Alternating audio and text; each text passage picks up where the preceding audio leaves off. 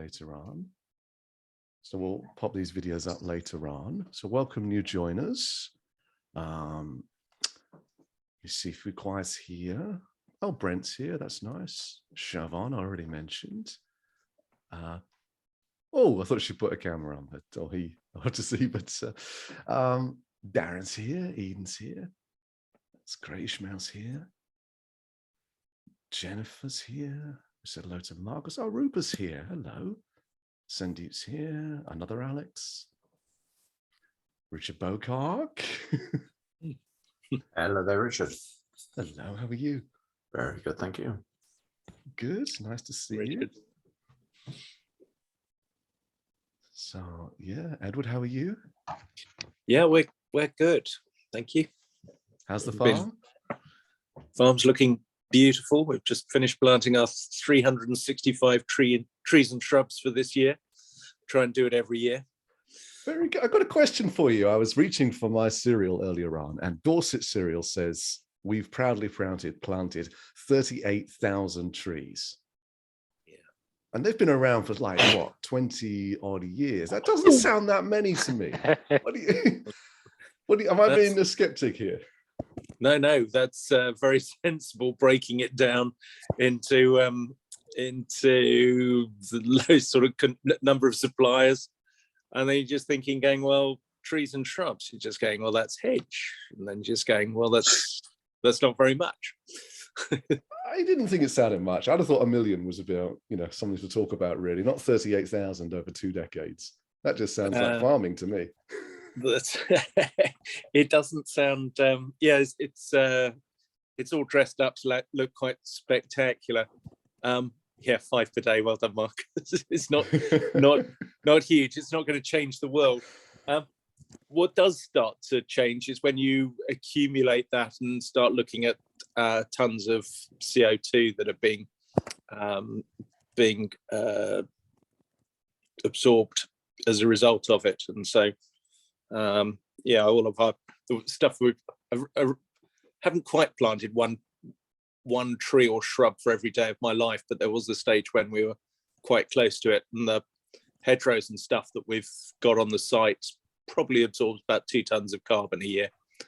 So the great news is if we plant the whole lot with trees and shrubs, it will absorb a lot more carbon, but we won't have anything to eat. So that's not often considered as part of the equation. Hobson's choice.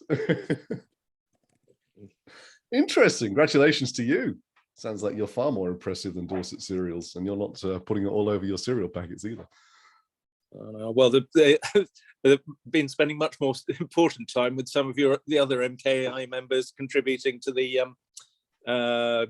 Coalition on Digital Environmental Sustainability that led on from your interview with David Jensen and the United Nations Environment Programme, and that's looking really exciting. Yeah, Odelia's been following the CODES work, and we contributed a little to that document around digital nudging a month ago or so, which is fascinating. I mean, that was a topic of previous here, but it's like, I did wonder, like, is our unwillingness to do digital nudging at scale, because it might affect, the human choice architecture, going to be our downfall? Because it seems to me that it's human choices that are leading to the 6th mass extinction, but that's for another day. We're talking to Adelia. Going to talk to Adelia tomorrow. Very good. And here she is on cue. Oh, she's arrived. Wonderful. Well, welcome everybody. We're a couple of minutes off. I'll tell you what I'll do now. I'll give our quick thanks to a couple of companies, organizations. Hello, Adelia, that make this happen, and then we'll take care of that business now. So the wonderful Data Reply UK, part of the Reply Group, are wonderful partners and supporters of MKAI. Hello, Joanna. Hello. And they contribute a little bit of funds to the costs of running these things and some of the time. So we're very, very grateful to them. They are a wonderful organization. We might even be partnering with them to do some ethics works in a large company fairly soon. So they've invited us in to support that. So they've been a wonderful partner this year. And we're writing with them as well, aren't we, Animesh? We're writing articles, aren't we? So, yes, we are. Hello, Jan. And then we're part of this Skills Hub MK being Milton Keynes. which is all about developing, ideating, catalyzing technologies in smaller companies in the area. And so they've also sponsored our events and our program of work up until the end of March, and hopefully continuing. So gratitude for them. So you just Google Skills Hub MK if you're in the area.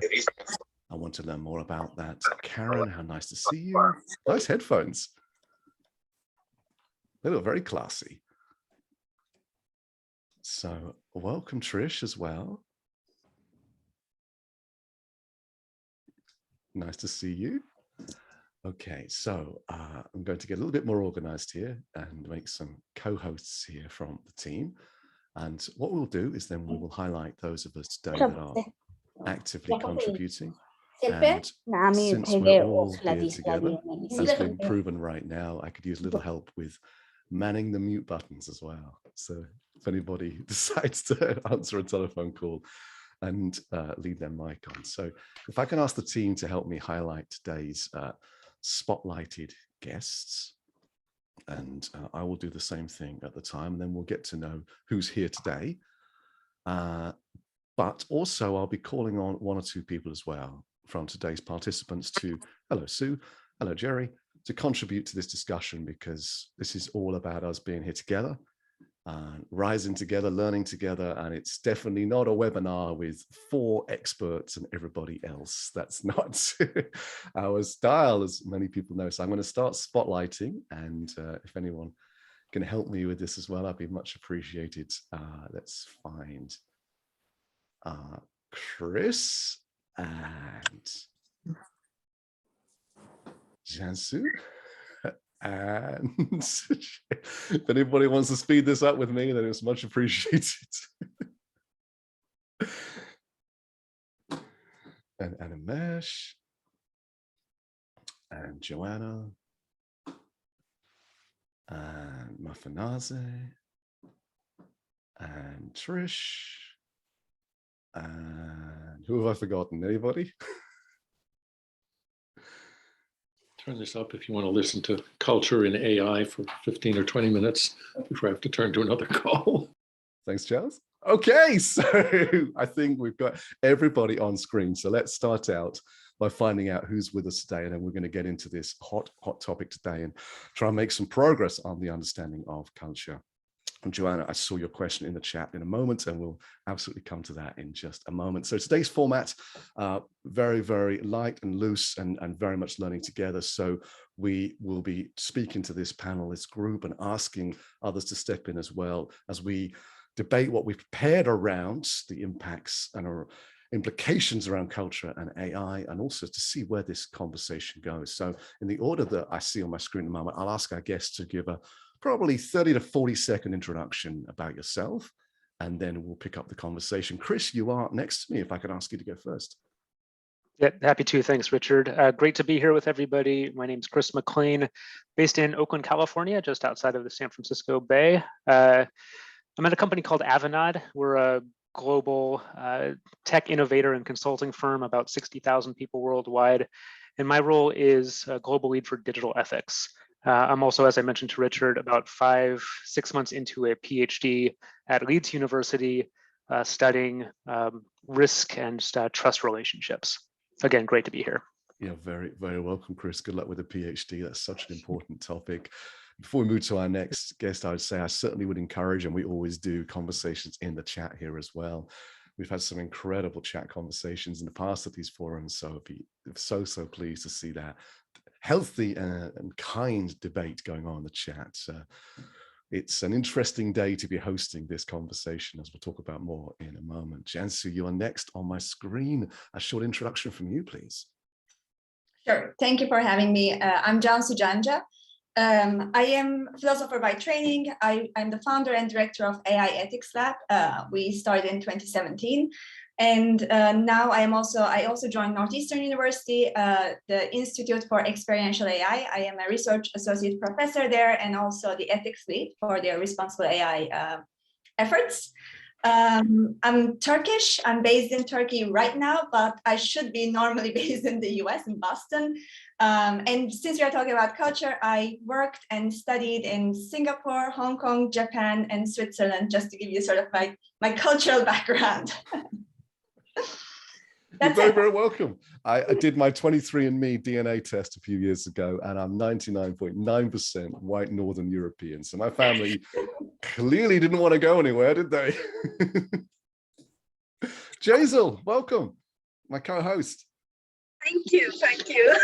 I think it's a pleasure to host this panel, and it's going to be very insightful, especially given the situation that we are talking about. It's all over the news, isn't it? So this is going to be important today as well. Yeah, so let's go and jump over the panel. Set the context, Richard, go ahead. Yeah, of course. We got to do that for sure. Animesh, with you. Yeah, sure. Thank you so much, Richard. So I'm Animesh Jain. I work with MKAI as a research manager, and I've done my master's in international security, but now I have find my way into artificial intelligence and then learning more about it with MKAI. So yeah, very, very excited to discuss about this very interesting topic. You're very, very welcome. Joanna, welcome. A short introduction from you, please. Okay, well, my name is Joanna Bryson. I'm professor of ethics and technology at the Hertie School. I've been here since Brexit Day, which, if you weren't keeping up, was 1st February 2002. I, despite my accent, I'm British, but I only became British in 2007, so I could have an EU passport. I also, if you can tell from my accent, I'm American. And I still hold both passports and may be allowed to, but maybe not when I get my German passport. We'll see. The new coalition government here. Interestingly, I'm now living in the best and highest indexed by The Economist democracy I've ever been in. And you do feel the difference. It is quite striking and it's really interesting. And I've been learning so much about governance and policy the last 2 years. Anyway, my PhD is in AI. But my undergraduate degree was in behavioral sciences, which is basically sociology, psychology, and not business like it is now. But at the time, it was sort of a hybrid social science degree at the University of Chicago, a liberal arts degree. So I know something about culture, and I have one paper on bias, so people think I'm an expert, also being female. So we're in great company. Thank you so much for joining us today. I look forward to digging into some of the comments that you made there just a moment ago. Interestingly, if you think about the three worlds split, the US, China, EU, for those who don't know, the number of startups in AI is vastly higher in America than anywhere else. The amount of investment in AI is higher in China than anywhere else. And the amount of governance researchers and policy is far higher in the EU than anywhere else, which makes for quite an interesting story in its own right. It's not true anymore. We have the most PhD students too in AI. In the US? No, in the EU. People massively underestimate. That's another paper. One of my most recent papers is there a global is there a AI Cold War, and people really don't know where it is that the IP comes from, and where the market capitalization is held. It isn't only the US and China. Excellent, plenty for us to talk about. Thank you. Mafunase, welcome. I can't help noticing she's very still on my screen. Oh, you are there. Hey. Hey, I'm here.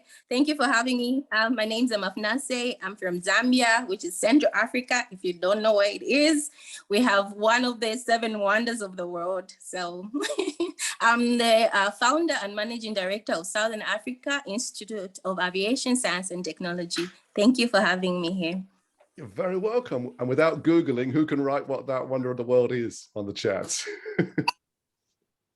Correct? Probably that's like the British name of it, but probably. Trish, great to see you. Lovely to be here, Richard, as always. So I'm Trish Shaw, CEO of Beyond Reach. It's an AI and data ethics consultancy, looking at AI governance in organisations as well. But I haven't always been doing it all my life. I have come with 20 years experience as a tech lawyer, working in regulatory and government affairs and data. I worked for a global data company for 13 of those years. So come with kind of a rich, different background, understanding different cultures from the data perspective. But my own personal experience of cultural differences has been that I actually did my master's degree in Germany. I was University of Trier, actually, and my LLM in Magister der Rechte. So that was in a day when the internet was brand new. So, and they said it would never catch on, right? I know. But in terms of my own experience and what I'd like to bring today is a couple of things. One is the concept of power. And I know Joanna may be talking a bit about colonialism as well, but how historical biases and colonialism and our past can be affecting our futures, and how there's this power asymmetry that is created around AI.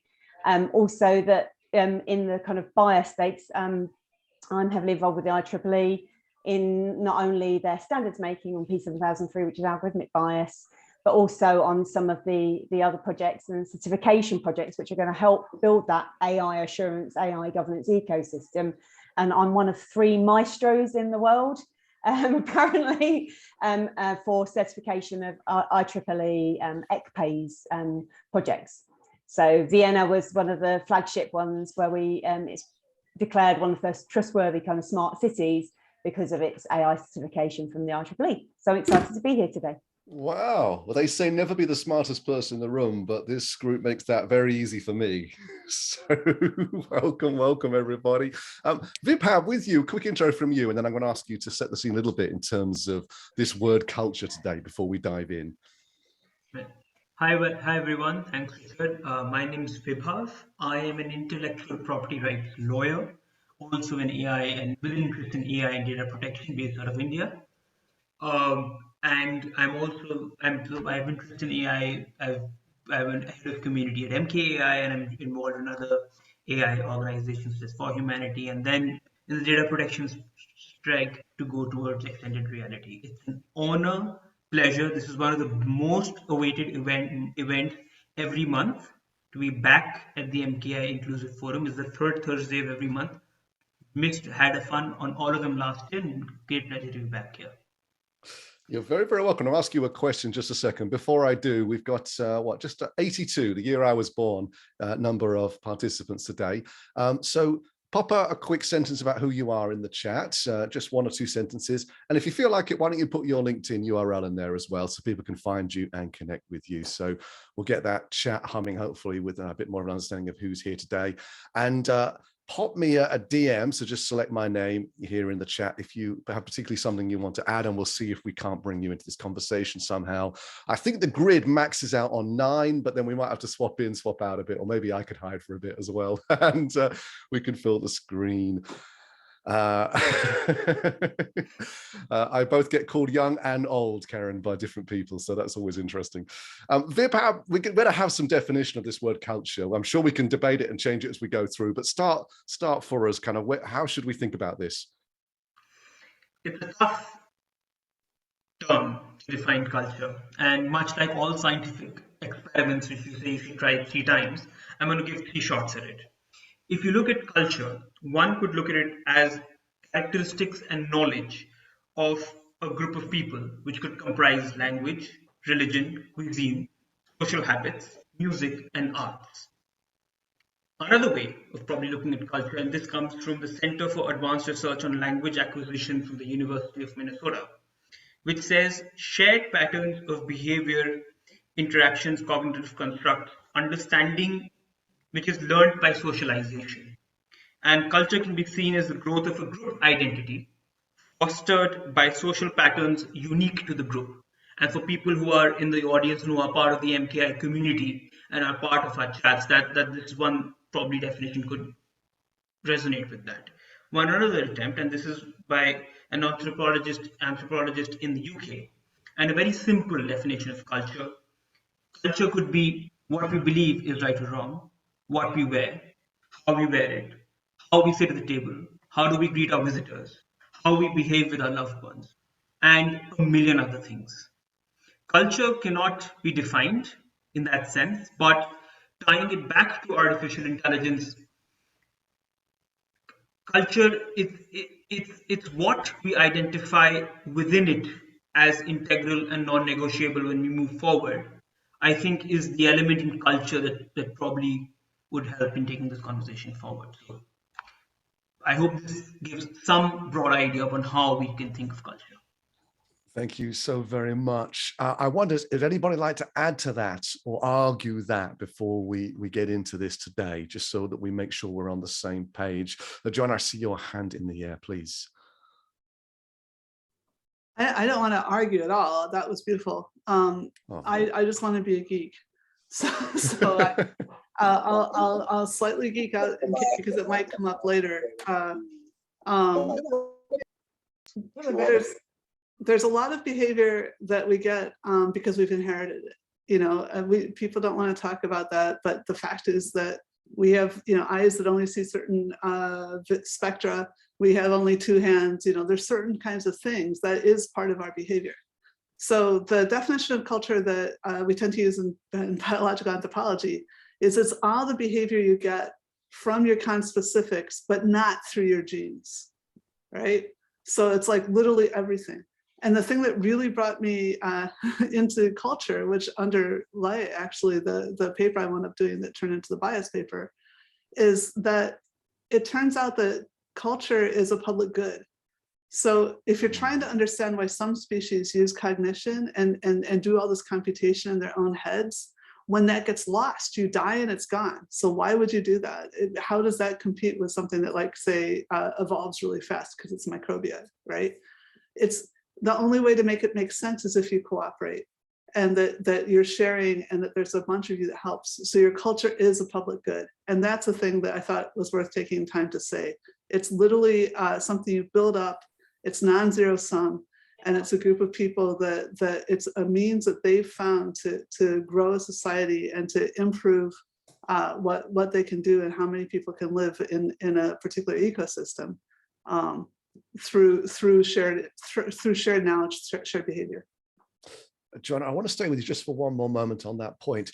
If back in the 1960s, the grandfathers, should have been grandmothers of AI, were not doing those weekends and summers, and we hadn't got machine learning and AI and all the things that we know at the moment, you know, couldn't we still be having this discussion? Wouldn't we still be losing languages every year? Wouldn't we still be homogenizing cultures around the world?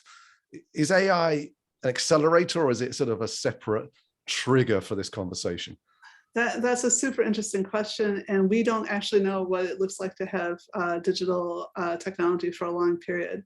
So some of the models that some of my students ran tended to show oscillations between when you got this congruence and then when you broke up again.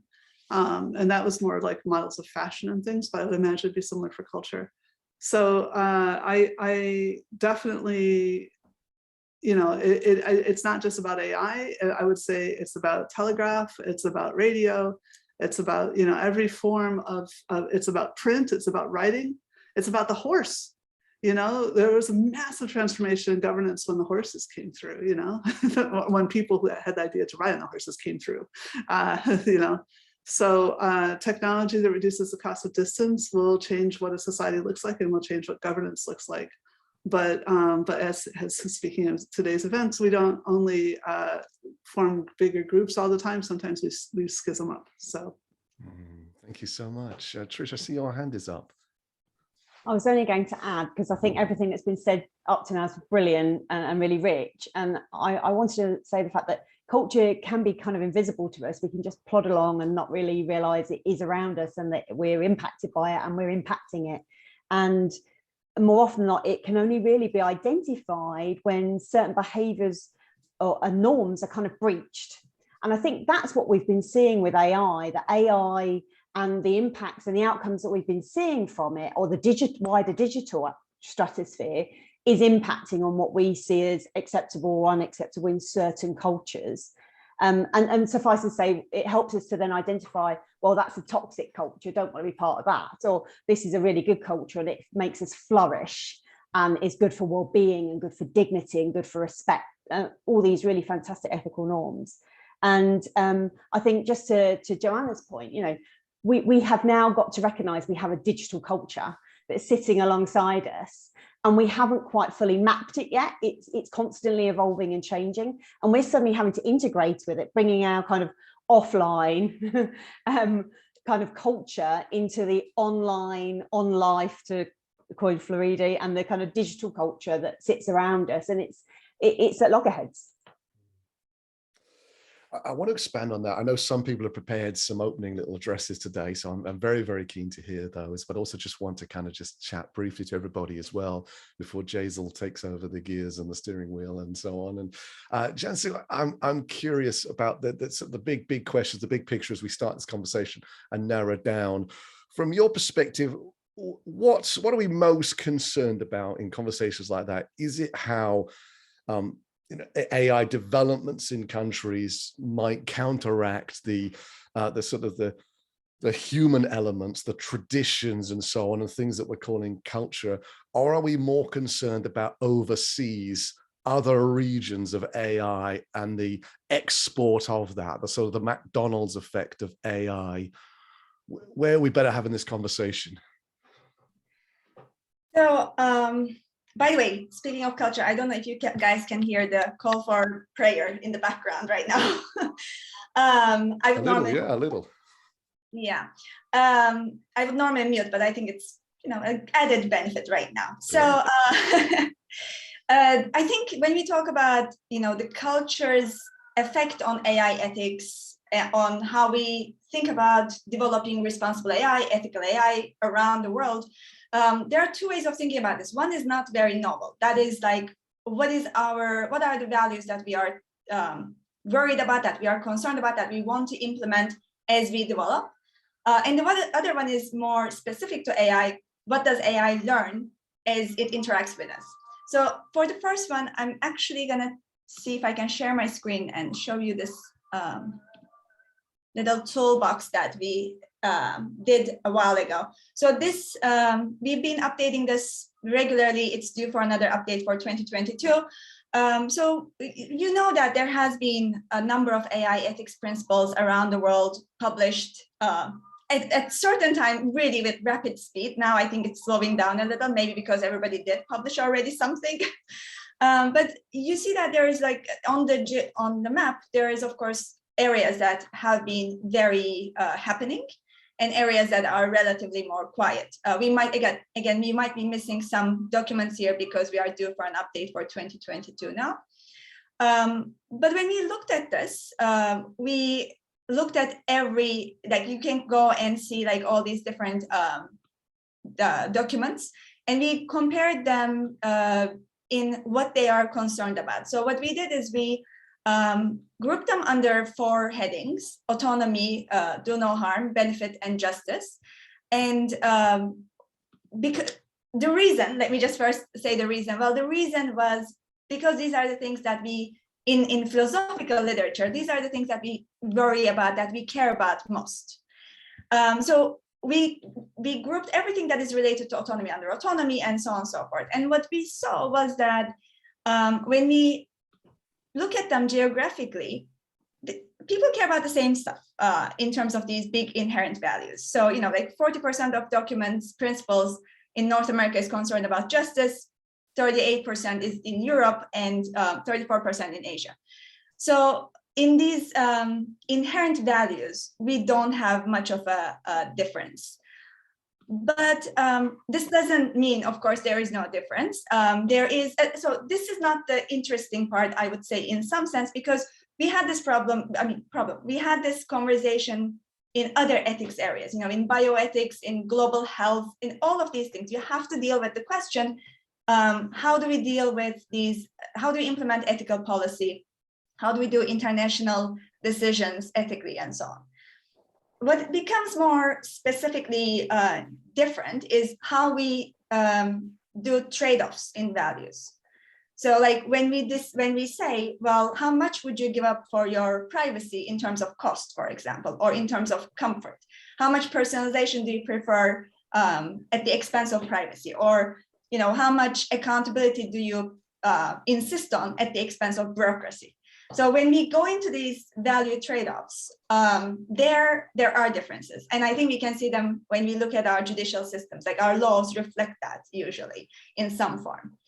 And there, I think we come to the uniquely AI part, which is, well, as AI systems look at the way that we behave, look at our data, it also learns, well, if it is a learning system, not all AI systems, but if it is a learning system, it also learns about what is our trade-off.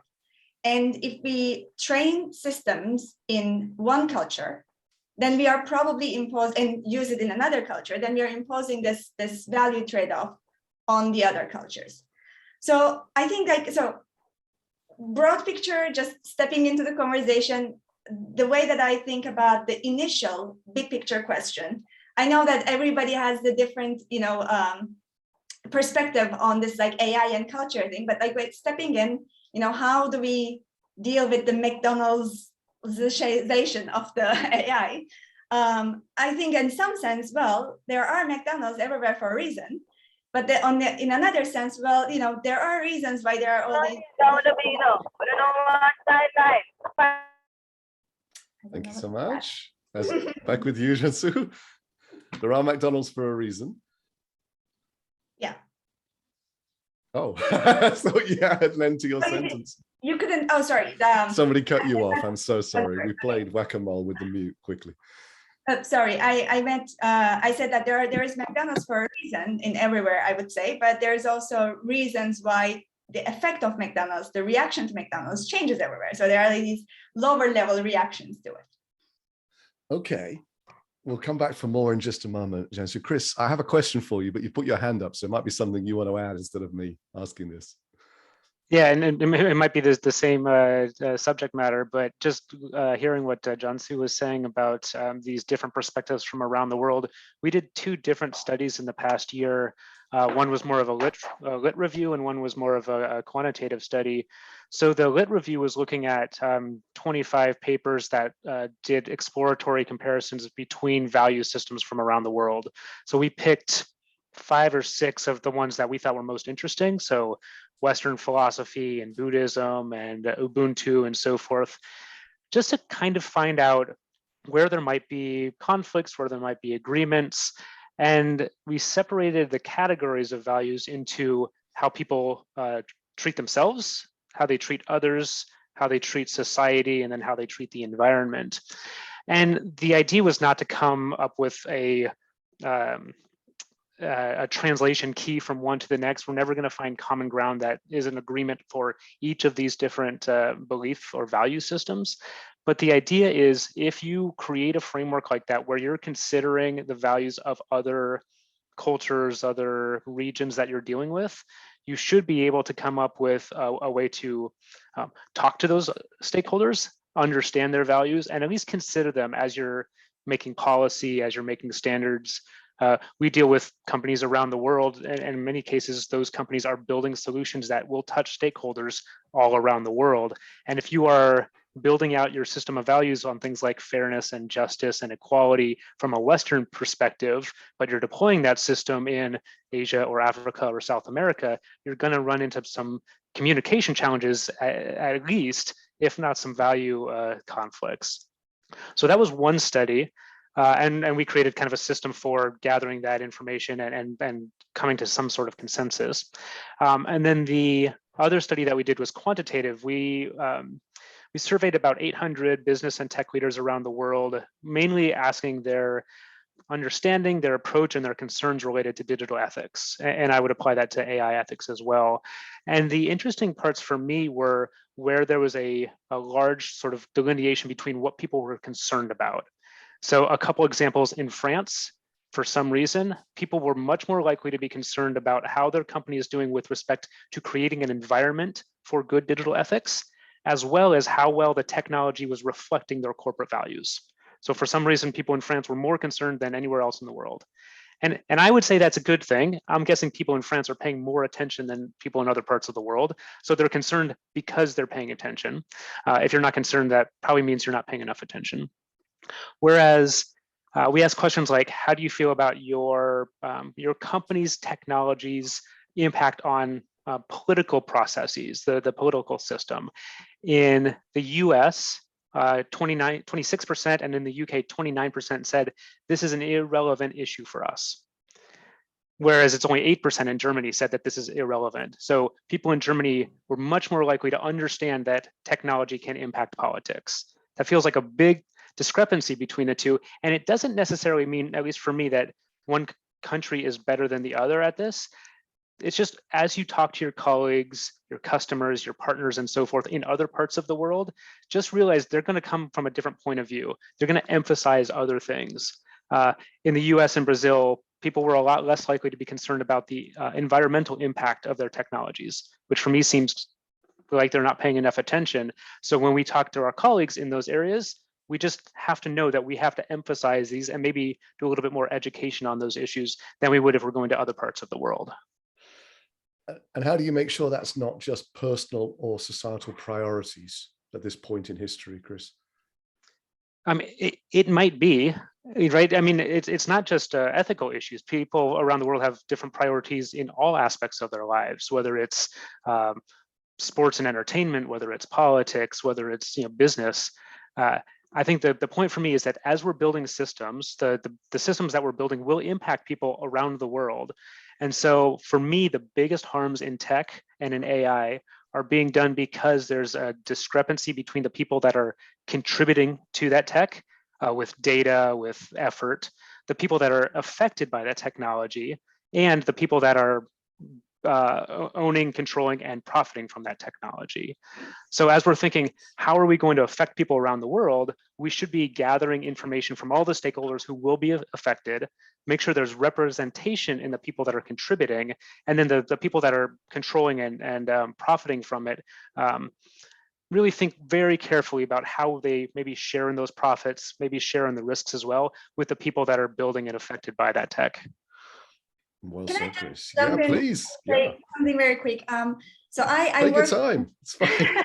No rush. Okay. So I worked on global health and public health for about 15 years on the ethics of it.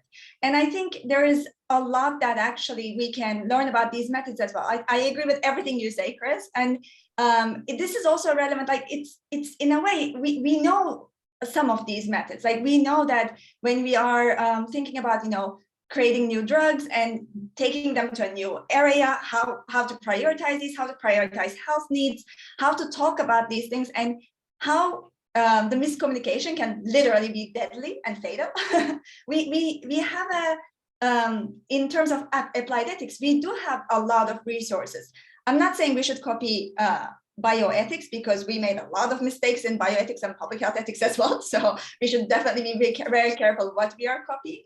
But there is a lot of tools and methods developed that we can really just make use of and sort of have a head start with some of these issues. Yeah, great points. Yeah, thanks for adding those. Let's just get to know a few more people on the panel, and then Joanna, in a moment, we'll come to you for a statement, if that's okay.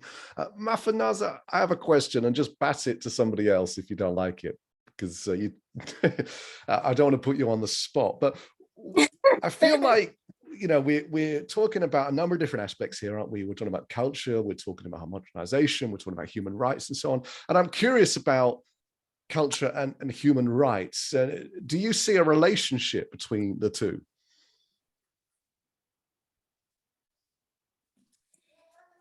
Yes, culture and human rights. Yes, probably I'll explain on my perspective what culture actually means. To me, it's all about the history, the heritage, and also we have 72 tribes in Zambia.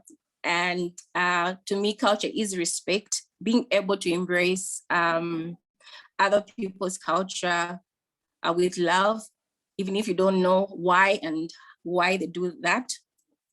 So some sorry, can go ahead.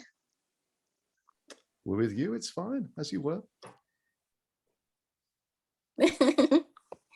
Yes, so some human rights, like speaking from where I'm coming from, because some cultures allow certain things, or other cultures allow certain things, but we have things that are coming in, like you can't do this because they're human, this is a human rights for a child. So we do have conflicts between human rights and how and other cultures. Okay, thank you so much. Can you hear me? Yeah, you stopped, so I thought I'd better pick up the Okay. conversation, but it did sound like you had another thing to say, so I don't know if you wanted to finish. No, thank you. Okay, I feel like you were going to say something else, but we'll come back to it. Animesh, let's come to you. You wrote this article recently, and we quoted something like 160 different documents from around the world. If there's a couple of hundred countries, are we saying that then most countries have some sort of manifesto about AI now? Definitely, like today, like we have more than 160 documents, and all of them are like aimed to contribute towards the ethical principles of and guidelines towards artificial intelligence, and all of them have their own perspective based on their cultural backgrounds and their historical experiences that they have, whatever suits better to their.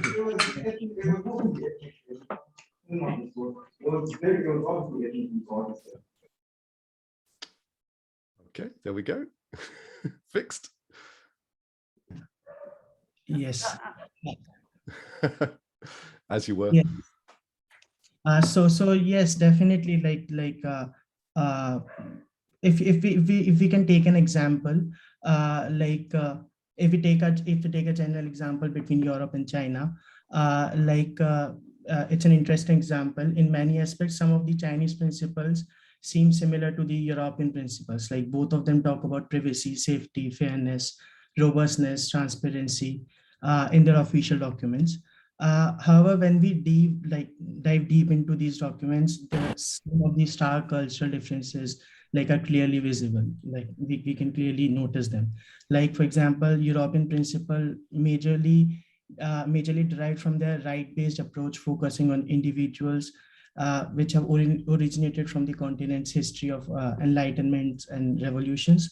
It primarily aims at protecting individuals from some well-known harms in order to avoid negative consequences. Like for example, based on GDPR, privacy for them involves the protection of an individual's personal data, both from like private commercial entities as well as the state. On the contrary, like the Chinese data privacy guidelines, they have this history of Confucianism, and so they have this influence of Confucian value system in their documents. Like they have developed this unique hierarchical structure of shared social responsibility and a community-based state-run focus. And moreover, according to the Chinese guidelines, data is protected from private companies and other malicious agents, but the state has an absolute control over citizens' personal data. This is something that would be very difficult to incorporate in the European documents. So some of these stark differences are very visible. Like to expand on it more, like Europe emphasizes fairness and diversity by factoring in gender, ethnicity, disability, etc. And they insist on protecting vulnerable individuals, while China focuses on society as a whole, and working towards this sort of regional disparity, but by regulating individuals' behavior and encouraging inclusive development among these citizens. So they have this general view which is in contrast to the focus on individual in Europe. So while looking at these basic principles, we recognize two very different moral imperatives between these two part of the world. So there are other examples as well that especially highlights how these protected values and principles can vary across cultures. Even when discussing these similar concepts, Europeans and Chinese mean very different things. Like when they talk about privacy and safety, they're using the same word, but they mean very different things out of those particular words. For Chinese, safety is a way of continuously improving it. And for Europeans, if you look at their documents, like it is associated as more of a like loss of control or a no going back kind of situation.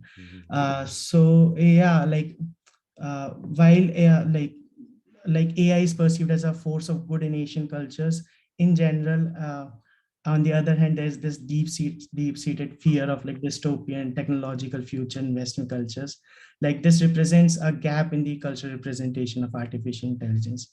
So also in the future, like technology and robots are envisioned as like pets and companions in Chinese societies, whereas in the Western psyche, they have this deadly machines kind of like scenario, like visible in the popular cultures of like Terminator, Matrix, and Black Mirror.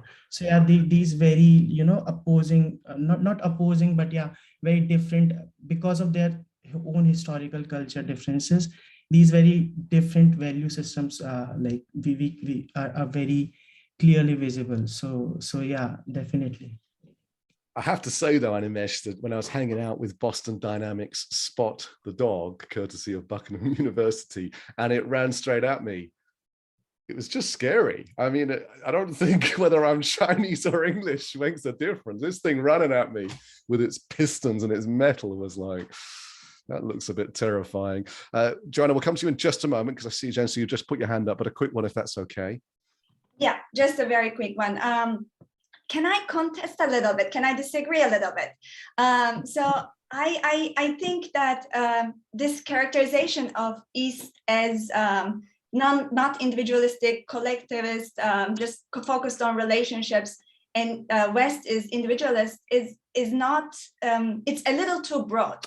I think we need to be very careful about this. And also not just because within Asia, there's huge differences between how, China versus Singapore versus Japan is thinking, but also just, or within Europe, like how Scandinavia is much more comfortable with government taking control, whereas in places like France, this is like a big question.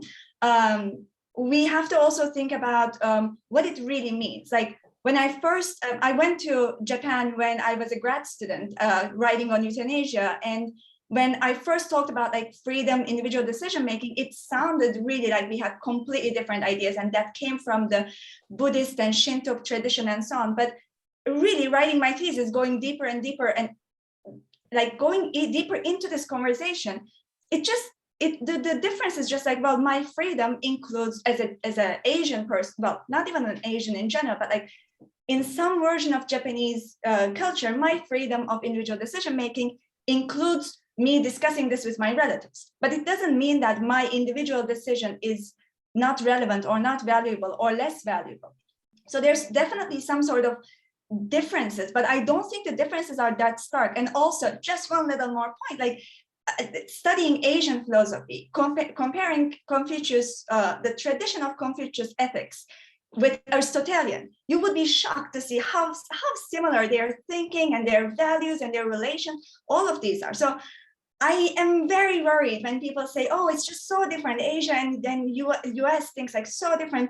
I really don't think so. And I would also think that, yes, government has some control on certain things in China, but do all Chinese agree to this? Like, do they actually agree with that published document? So just going to stop it here. Yeah, that's very good.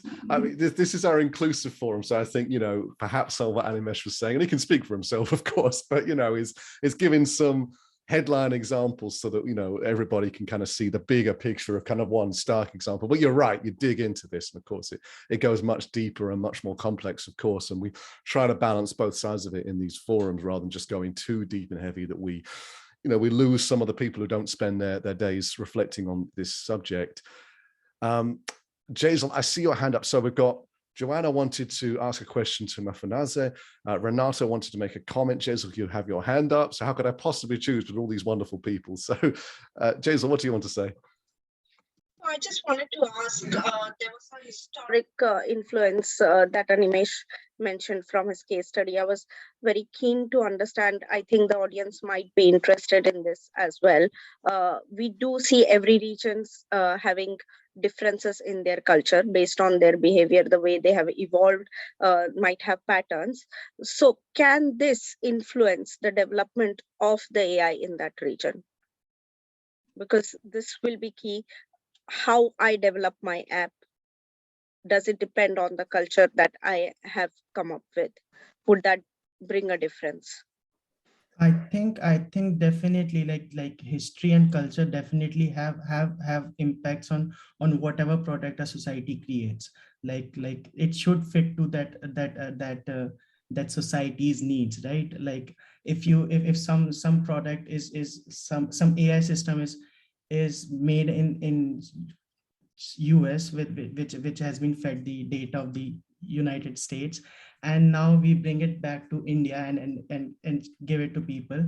Like I don't think it would be feasible for the Indian population to use it very easily, like because the data on which that AI system has been made would suit better to the people. So yeah, I think culture and society and history definitely has the impact on what product a society creates. Yes. Thanks, Animesh. I think, Richard, you should go to the other panelists. So we can talk about this later. We'll loop around, catch back up, and then we'll head straight back off on the path we were on. Joanna, we're with you.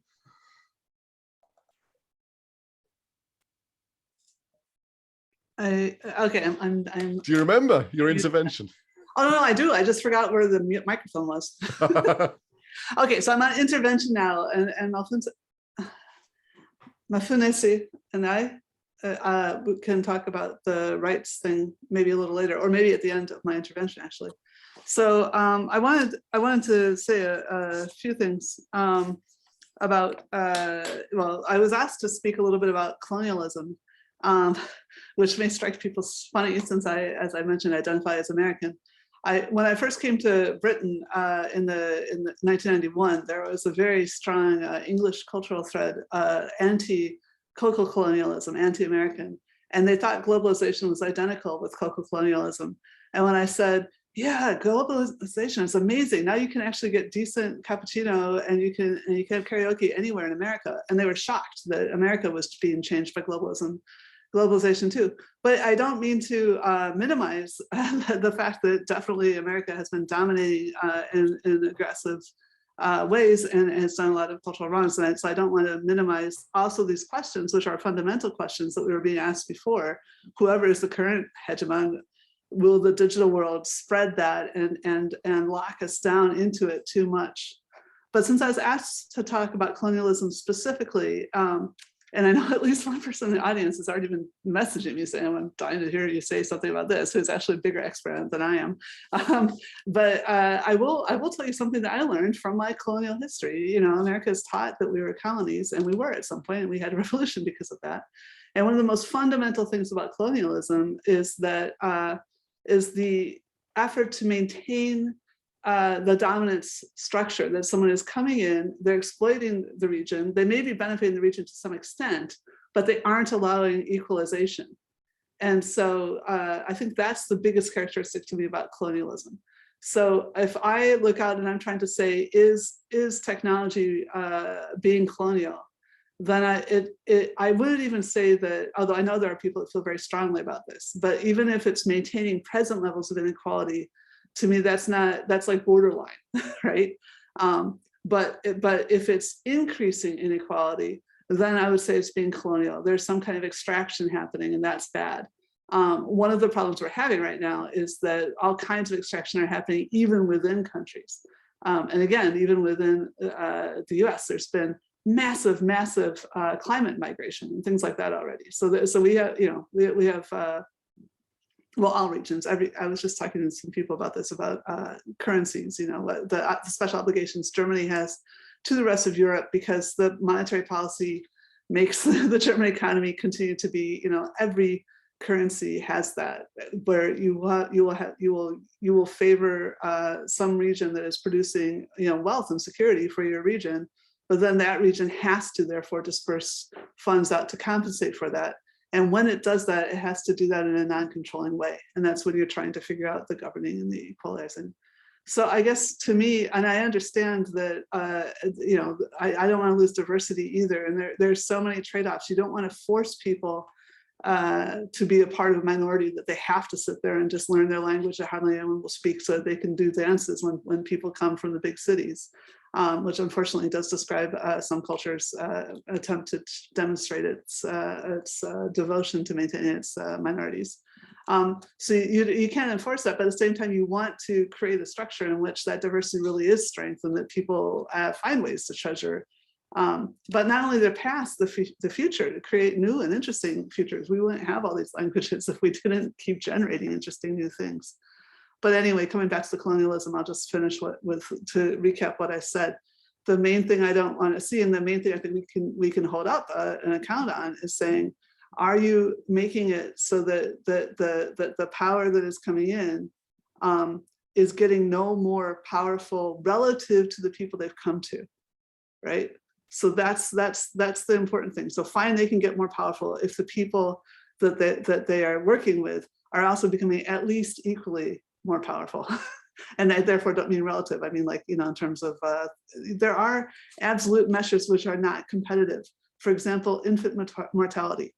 That is the best predictor of state failure. If babies start to die, that it's very likely your state's going to collapse.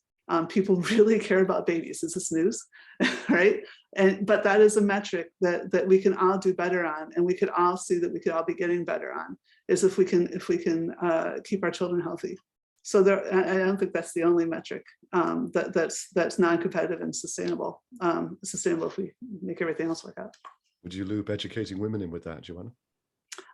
Really interestingly, I know a lot of people think that, because again, it's one of those trendy things that'd be nice to think, but what it actually looks like is that if you are unlikely to lose a child, so if you don't know someone in your immediate village that's lost a child, then you tend to have a more sustainable number of children, and to invest more in them. And then when you're investing more in each child, that's when women tend to get educated.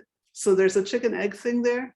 But from what I can see in the biology, what really matters is keeping children alive to reach adulthood, and then it just seems that's what seems to be the trigger of the demographic transition. People shift from having larger numbers of children to having two. Right. I suppose you've got to be alive to be educated. Well, yeah, exactly, and if you only have a fixed amount of resources, then you're going to invest them in educating the people that you think that's either going to most benefit your family and help the others, or that are most likely to stay alive. And so that's why it matters. It matters that that your children are going to be with you at least until hopefully until you die. Did you have a question for Mafunase, by the way? I thought. Yes. So the question, I asked it in the side, but I know especially there's a lot going on here, so I will ask it again in person. This actually is very much also to Animesh, from what he was saying too. So for a long time, those of us who are in AI ethics weren't actually trained in AI ethics or ethics at all. So this, read a couple cheat sheets on moral philosophy and then kind of ran. And then about 2018, some people from the UN came in and said, "What are you guys even doing? You're making this stuff up. We have something called human rights, and we've negotiated it. It's now grounded in law. All the countries in the world have signed up for it. And why aren't you doing that?" And actually, most people I knew that were in AI ethics said, "Yeah, okay, that makes sense," right? And now people are even saying, I used to get criticized for saying that ethics was culturally specific. It was a part, in fact, it was a way that the society held itself together, and different societies held themselves together in different ways because people wanted ethics to be universal. But now it's the other way around. People are saying, oh, if you're talking about ethics, the reason Google talks about ethics and Microsoft talks about ethics and Facebook talks about ethics is because they don't want to be governed And so they know that it's culturally specific and that they're trying to evade the law. So this thing that where I always get pounded on is now the party line. But I also know that some people consider, as was mentioned earlier, that the whole notions of human rights came out of a particular philosophical tradition. And Animesh, I don't know if you noticed that also on the side. The narrative I usually hear sitting in, not just in Germany, but now I'm currently in Germany, is that the deep investment in human rights was a consequence of the desecration of human rights that occurred in the mid-20th century with the wars. But anyway, whether or not, wherever it came and whether or not it's correct to say it came out of some philosophical tradition or another, the point is that it's something everyone signed up to. But again, not everybody had the same amount of power in those negotiations. And so I was just wondering, for the variety of the people here, the extent to which they think that rights is an equitable framework that we can talk with and that working with international law works, or if they think that that's still deeply problematic, and if they have any alternative suggestions. I just wanted to add to the point of the human rights aspect coming out of the Second World War, basically, of the desecration of human rights. And I think that's where we have the key differential between what happens stateside and what happens European side, largely regarding data privacy. If your data and everything about you has been taken away, stripped, you have become part of a list. You have been documented, filed and processed and given a number.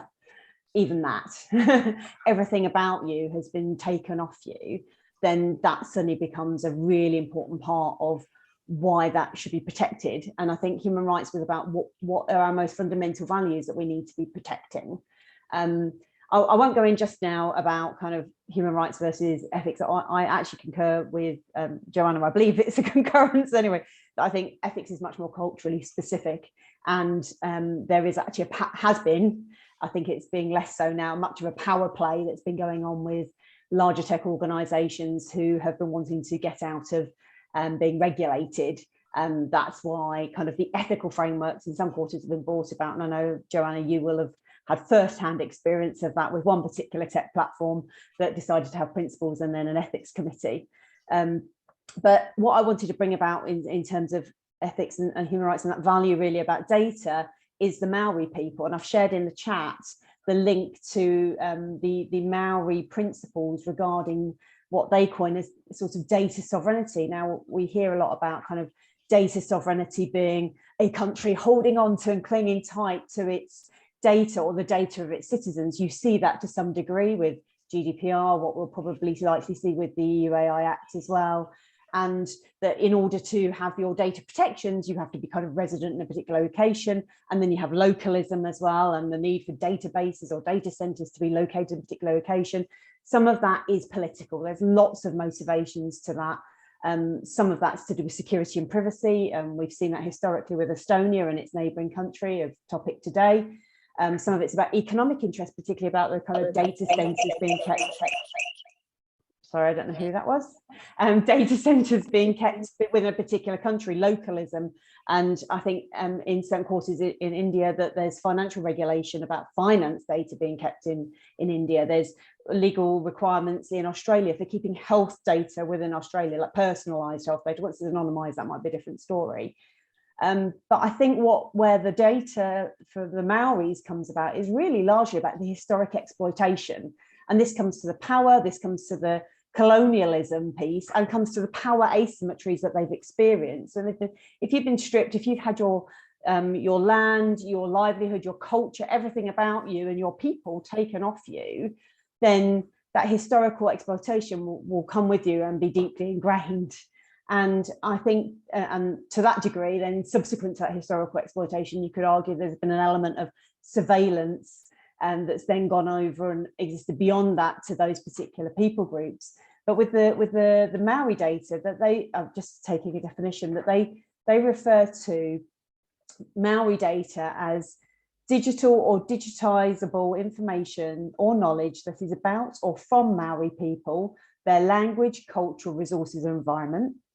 They define Maori data sovereignty as the inherent rights and interests that Maori have in relation to the collection, ownership, and application of Maori data.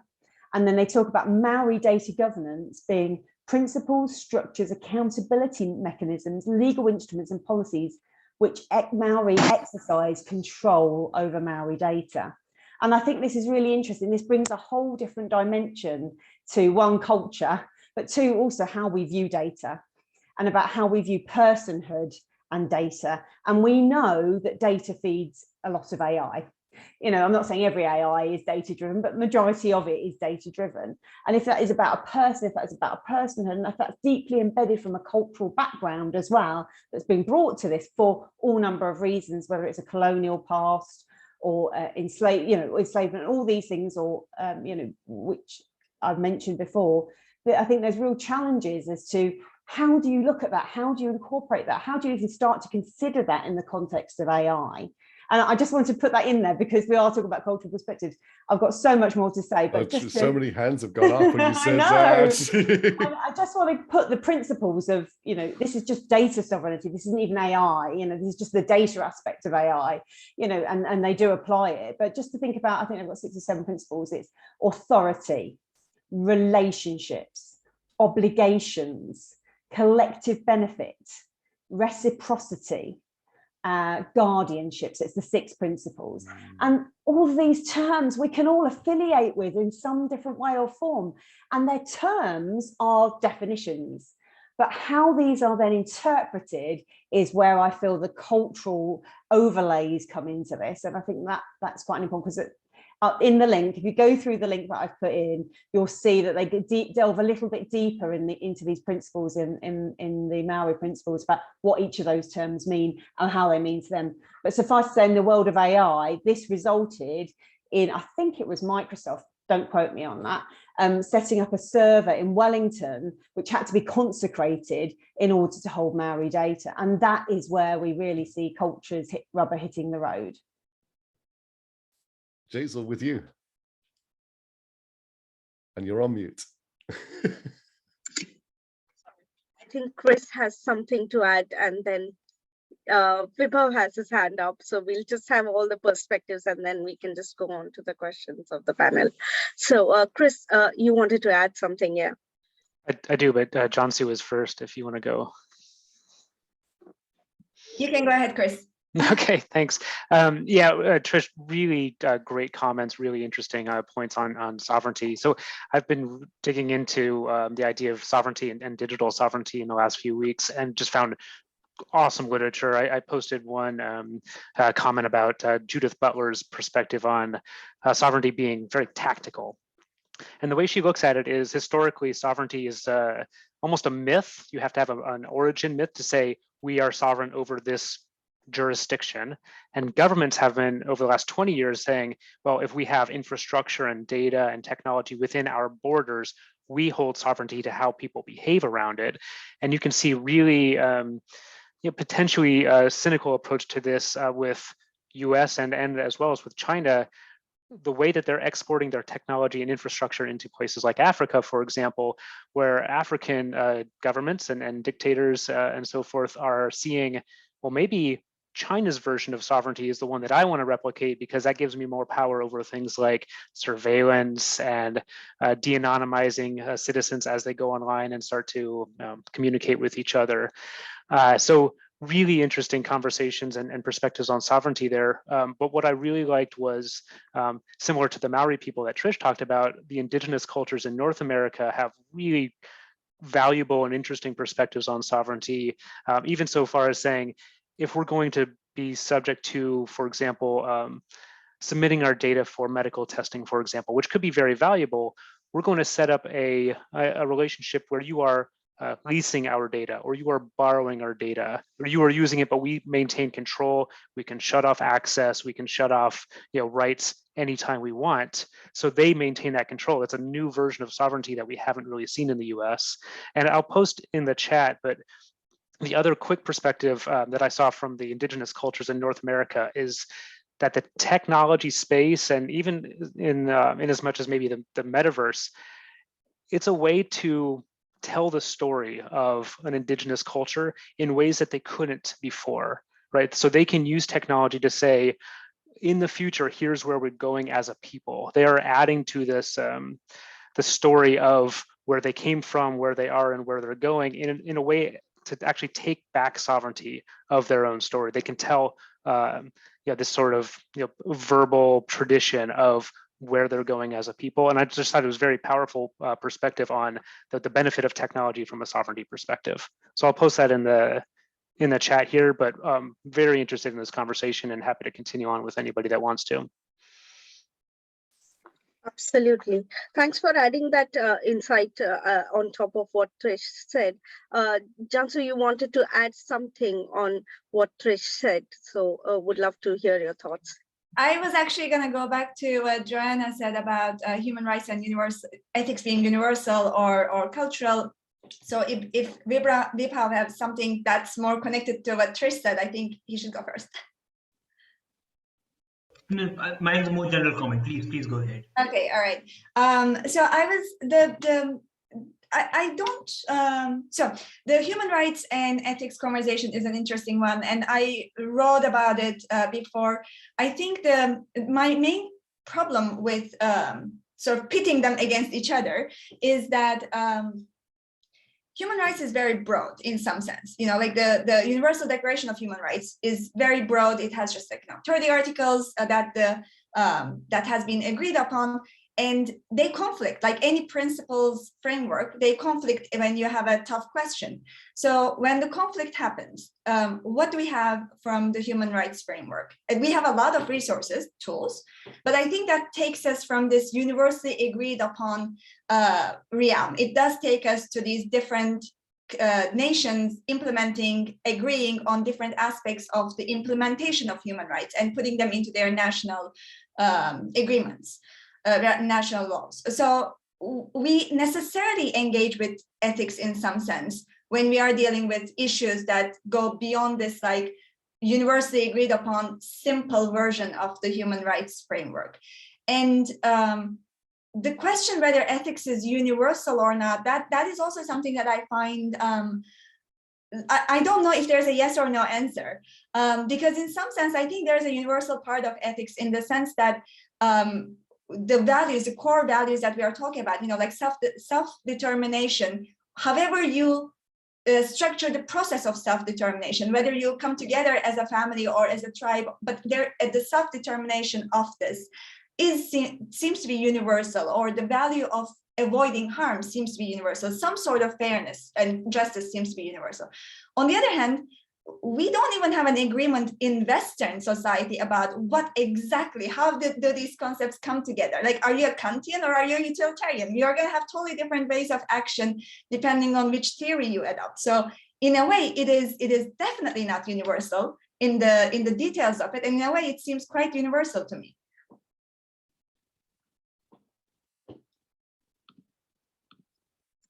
Thanks, Cansu, for adding all those insights. Vibhav, you had a comment, and of course, if you could also do the update for the community, that would be great before I move on to the next panel question, please. Sure, of course. The first the panel discussion is brilliant. I'd actually pick up from where the last comment is. The fact that ethics is universal. I think just for everyone, I think ethics, if we agree there would be broad principles, transparency, don't have bias. There are certain broad principles with which you would agree, I think, in ethics. But I think what will happen if you go nuance, I think the interpretation and its application of ethical principles will be contextual. And I think that's where, if we connect it to what we're discussing today, culture would come into the picture. The discussion that we're having today is cultural differences that are factored into AI development. And I just wanted to take a step back from all of this discussion and sort of go to a very fundamental point that when we're looking at cultural representation in AI, we have to look at AI development itself. How are you collecting the data? How are you choosing the data? How have you, the concept of historical bias, historical data, that itself reflects, it's a stretch to say it's culture, but if there is a historical pattern in which the data reflects, it reflects certain set of values in which how that data started off in the first place. So that's one way of looking at it. The other one is the aspect of data, that your cultural representation will be in the data that's been collected and the data that it has been trained on. Second point is that the cultural representation also becomes relevant maybe in the market that you would be applying your AI system, right? So it's not like you can develop in one part of the globe and then you can apply it anywhere else. You'll have to have some sort of context. Those are the only two broad points that I had to have, and I just want to do a quick community update. Welcome everyone to this forum, and I hope you're enjoying yourselves. MKAI is a community, it's an artificial intelligence community, inclusive community that is meant for you. If you're with us today and you've not written on the chat or you've not put your hand up and you're thinking and wondering and thinking of artificial intelligence and thinking where do you fit in, MKAI is a community that you join us. We have different modes. We have a monthly event like Inclusive Forum. We have Women in MKAI. We have coding workshops.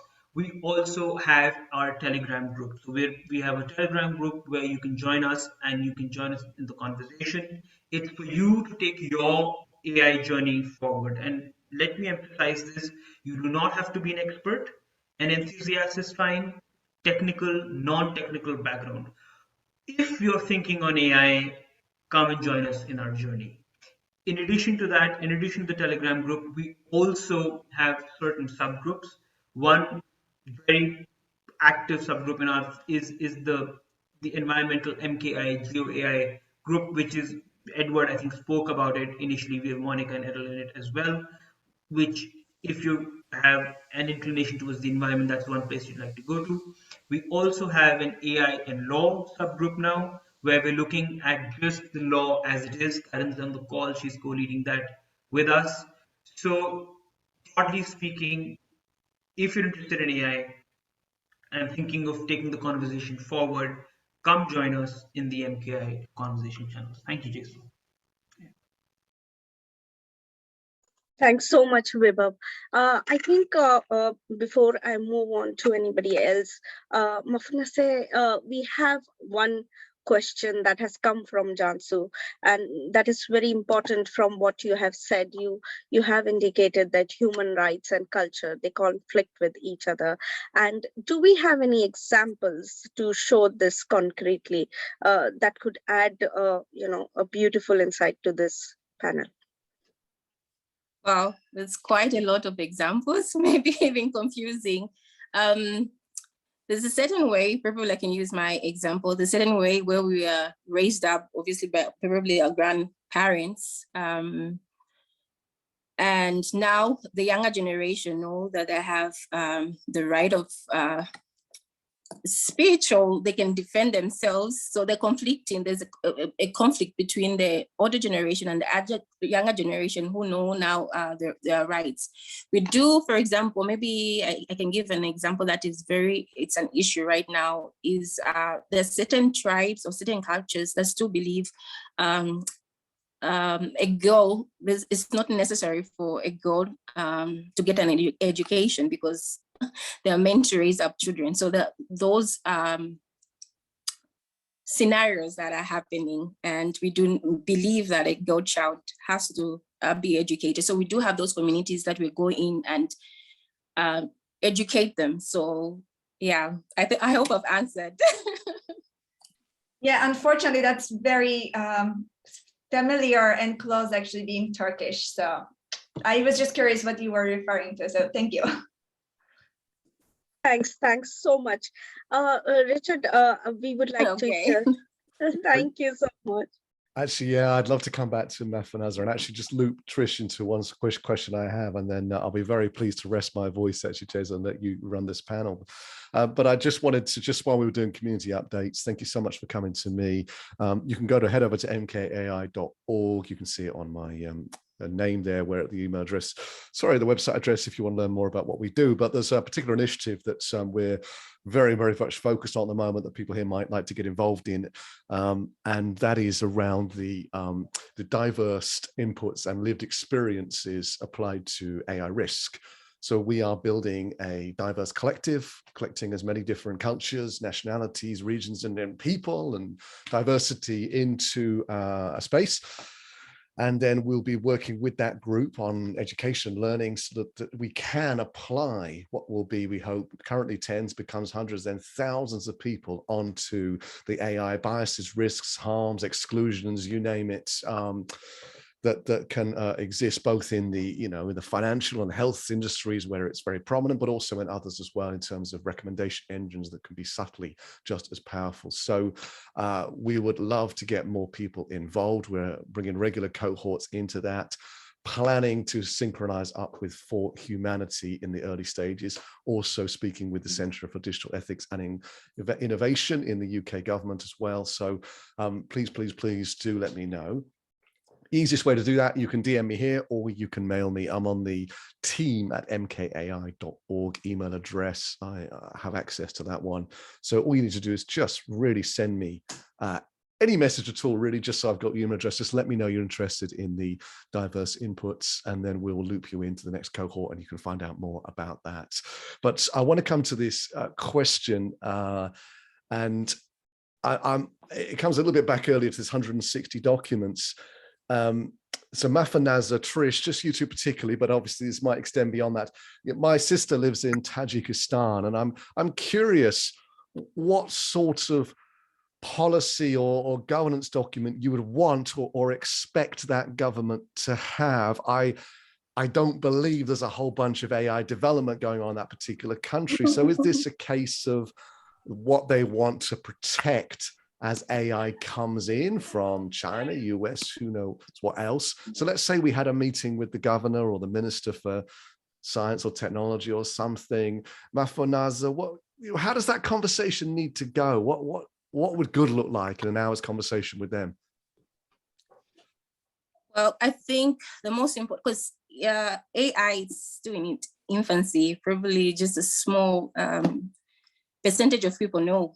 So I think the most important is IT companies or industry coming in and really explain what AI is, because the only thing probably we've seen is maybe the dangers, the fears around it, like it's used to create weapons, it can be used to control people. So I think it's very important coming in and explaining what AI is first, the good and the bad, and also the younger generation, because we have few young people that know how to code. So if you're bringing all these technologies and not training even the locals, like I think it's a risk. So it's important. We want to see international company interact with university colleges. So even if we have a small percentage of people that know how to code, they end up working somewhere else. So there's need to see or maybe create employment or the importance. Yeah. Thank you. I hope I've answered. Yeah. But what do you think these countries need to protect? Do you think they should be building plans right now for making sure that, certain sovereignties and nuances in their countries, are protected from AI coming in and data that's coming from outside of their countries? Do they need a plan? I think have you got to start from a position of is all AI harmful, or can it be beneficial? And are there things that companies, organizations, governments, people in Tajikistan could actually benefit from? And I suppose that's a journey that country has to go on to find its own kind of principled approach to how it wants to run and be run. It's a little bit hard because they are likely to be a smaller country, less AI compute power, they'll have data that will be very attractive to many countries and many tech organizations that may be a cause for why they root themselves there, and perhaps also access to the labor and workforce, which is also another kind of power asymmetry going on. But I think it's challenging because you've got to try and help a country that perhaps hasn't been playing quite as strong a role in a global space to bring them up to a level playing field. So I do concur with what Mafunase had said about educating, but I know there's organizations that literally go around educating other governments, like the Institute of AI, helping to educate the legislators of how do you go about legislating, how do you go about regulating, how do you go about governing AI when it's in your country. So that would be kind of one start of a 10, you know, go and speak to the government, really think about how they want to find their approach to this. But then, like Mafunase also said, you know, it's all well and good doing this, but how is it going to be deployed? How is it going to be used in their country? What's it there for? Is it to bring work into the country, in which case you need to build your workforce and start to, from the ground up, really educate your people so that they are maintained and retained, that talent's retained in your country and not taken elsewhere or going elsewhere for the work and for the utilization of the training that they've received. But then also making other kind of preparations ready to make it a good ground, a fertile soil for AI to be launched in their country in a way that they want it to be enacted and used within their culture. Thank you so much for humoring my question as well. Someone just messaged me saying they didn't believe my sister lives in Tajikistan, but it is true. So should we just loop around? I'm with Jaisal, but I saw Paul Levy had a hand up. Maybe we've missed the moment with him, but Paul, do you want to just tune in briefly?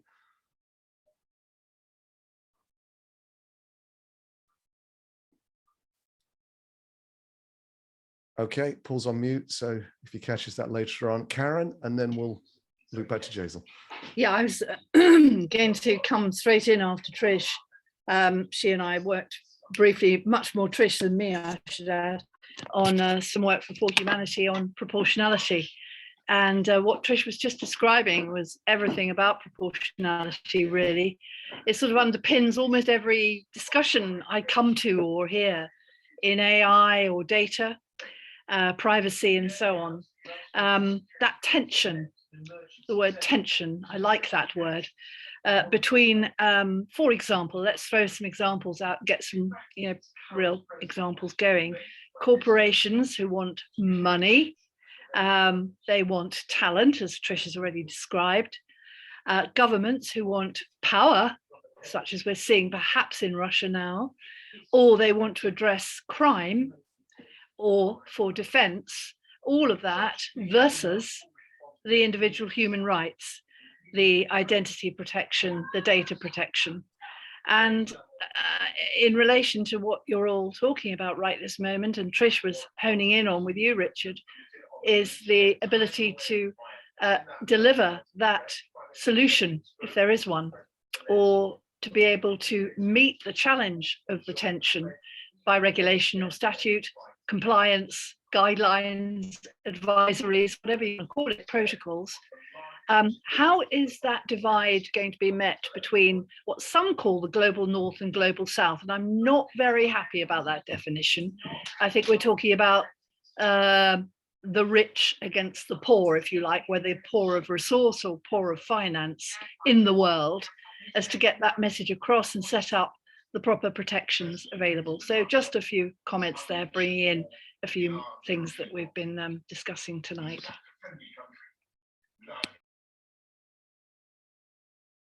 Thanks, Karen, for adding those. I think Joanna has her hand up.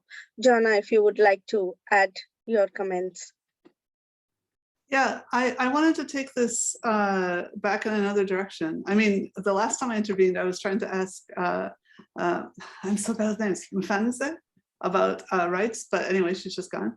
But anyway, now, do you want to talk about that? Anyway, the other thing I was going to do is show you that slide I promised you about in the context of justice being equity, give you guys some hope for some equity. Do you want to see my AI Cold War slides? Please go ahead. Yes, we do. So I'll do the share screen. Yes. Here. Let's see if we get this working. And I'll just share the whole desktop.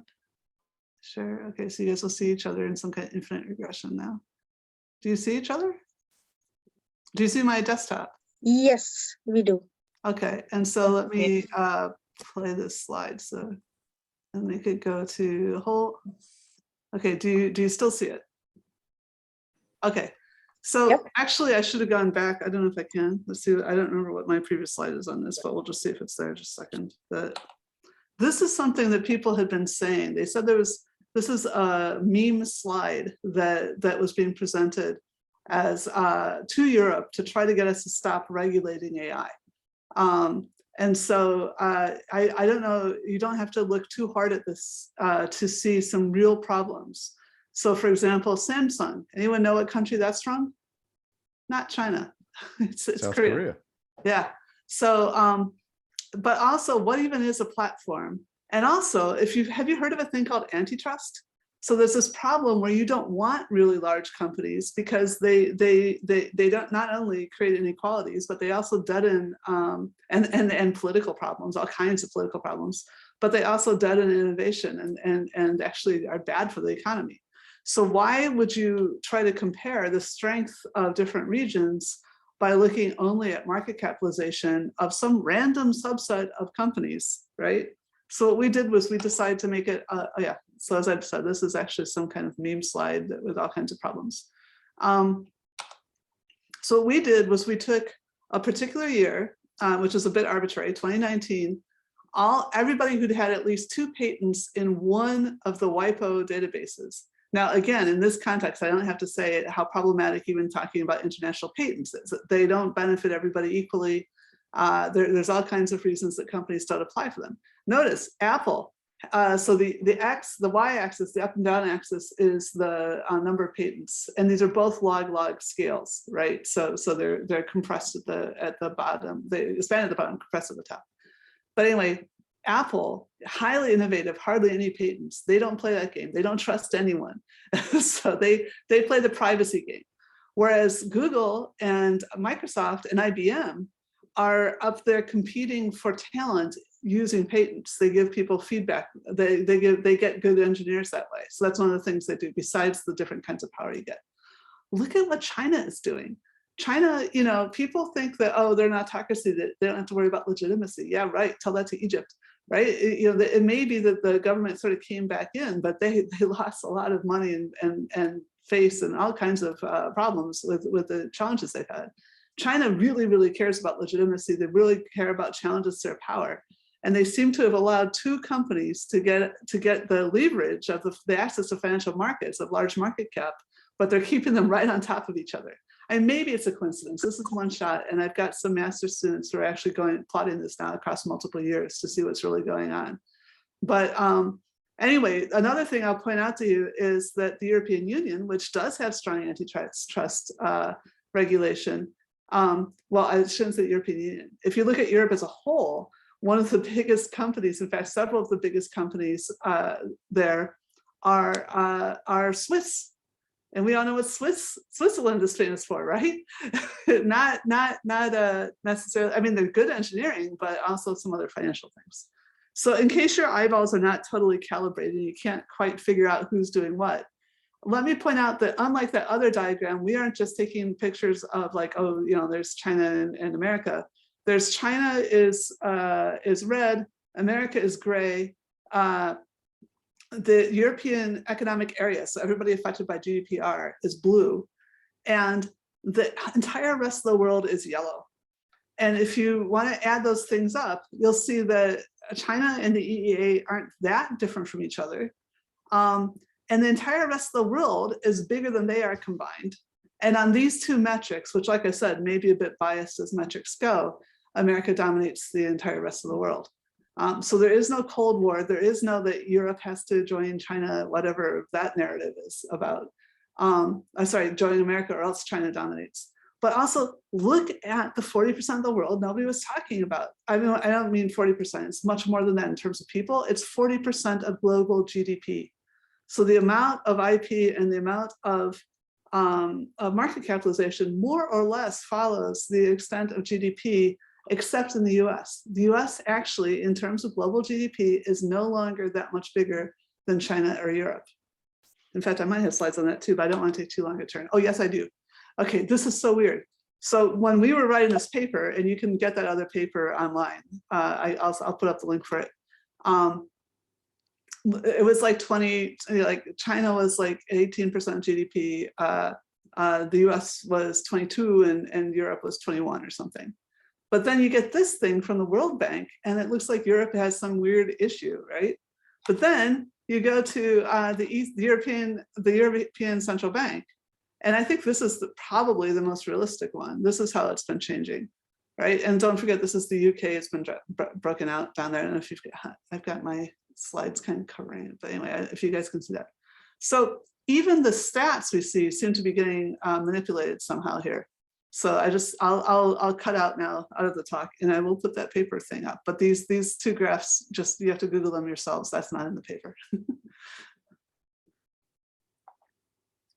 But anyway, my point is the rest of the world, we are becoming more equalized. And that is part of why we're seeing these challenges to the current structures of government, but also it's like both opportunities and challenges, like all changes. I think the graphs are really interesting to see. And Richard, if anybody is interested to know more, can they just contact Joanna? Joanna, are you okay if somebody contacts you or writes to you on LinkedIn, because they might be interested? I don't think they can write to Joanna on LinkedIn. You have to say how you've met Joanna if you want to connect with us. So yes, just send it over to us and team@mkai.org and we'll ask Joanna very kindly for some links if that's okay. Yeah, I'll put the link in a sec. Oops, sorry. You can actually drop documents into the chat actually if you feel like doing it. But if it's, you know, IP or whatever in there, of course don't. I think coming back to the comment from Paul. Paul, are you able to now unmute and put your comment across, because you had a comment to be made before I go on to any other question? I'm not sure if he's able to unmute himself. Which Paul is it? Yeah, it is Paul Levy. Yes, Paul. It was just a question that has fascinated me for a while, which was, very briefly, going back to the very earliest days of computers. Of course, the design of software and hardware used metaphors. And so some metaphors were very literal, like the desktop. And, you know, it wasn't a physical desktop, but the metaphor worked because everyone experienced a desktop. We've got metaphors at the moment that I think are problematic, and one of them is ethics. It's actually being used both literally and metaphorically. And so when it's being used literally, we are talking about, I think, codes of behavior that follow certain principles. But as a philosopher, an ethic could be evil in some people's eyes. It's simply the code of behavior someone follows. And so one of the questions is robots may develop their own code of ethics that we might call immoral. But so that's just kind of the first thing. And so I've heard about ethical kind of codes and ethical principles on this call. And I think it was Animesh that mentioned moral principles. And so it's a question rather than a statement, but are we using ethics and morals as just kind of lazy metaphors, or are we using them literally? And what is the difference in your view between a moral and an ethic?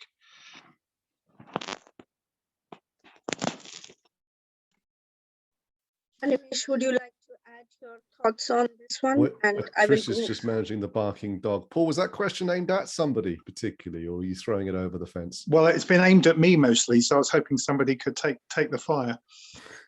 Could I help you?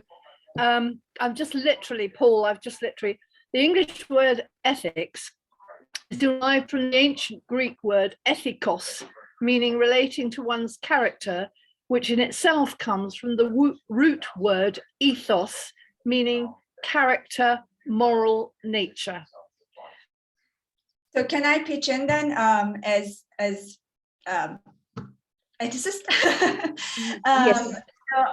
So the way that, so when you look at the philosophy literature, you would see that when we use ethics and moral philosophy interchangeably, and sometimes there's a distinction that's being made by saying ethics is a systematic way of thinking about what is the right thing to do, whereas morals can be the norms, that the way that people just behave like a rule of thumb manner. Code of ethics is actually quite different in the sense that code of ethics is less it's less like what we talk about in philosophy as in a systematic reasoning and trying to figure out what is the right thing to do. But basically, by the way, that's sort of the definition. Ethics is concerned about what is the right thing to do. Or you can, in applied ethics, we kind of expand that to cover the political philosophy as well and say, what is the fair policy to implement? But that is not literally ethics. Code of ethics is much more like a professional code of ethics, or a system of norms that are there, not necessarily justified as rigorously as an ethical theory would require to justify, but it's more like, quick ways of following probably the actions that will probably get you to the right result without having to spend all that computing energy. So that was sort of like reacting to Karen's. So what was the question that came from Paul? Are we using the ethics as a metaphor for what? Well, sorry, just coming back in one more time. What I was suggesting, because I love that ancient Greek or even earlier definition, if an AI entity evolves, as it may well do with new forms of coding, and if, for example, its ethic is efficiency, or it could even be saving the planet, in the same way that humans have believed it's ethical to cull certain animals so that, a forest remains in balance, and that's become ethical for some and not for others.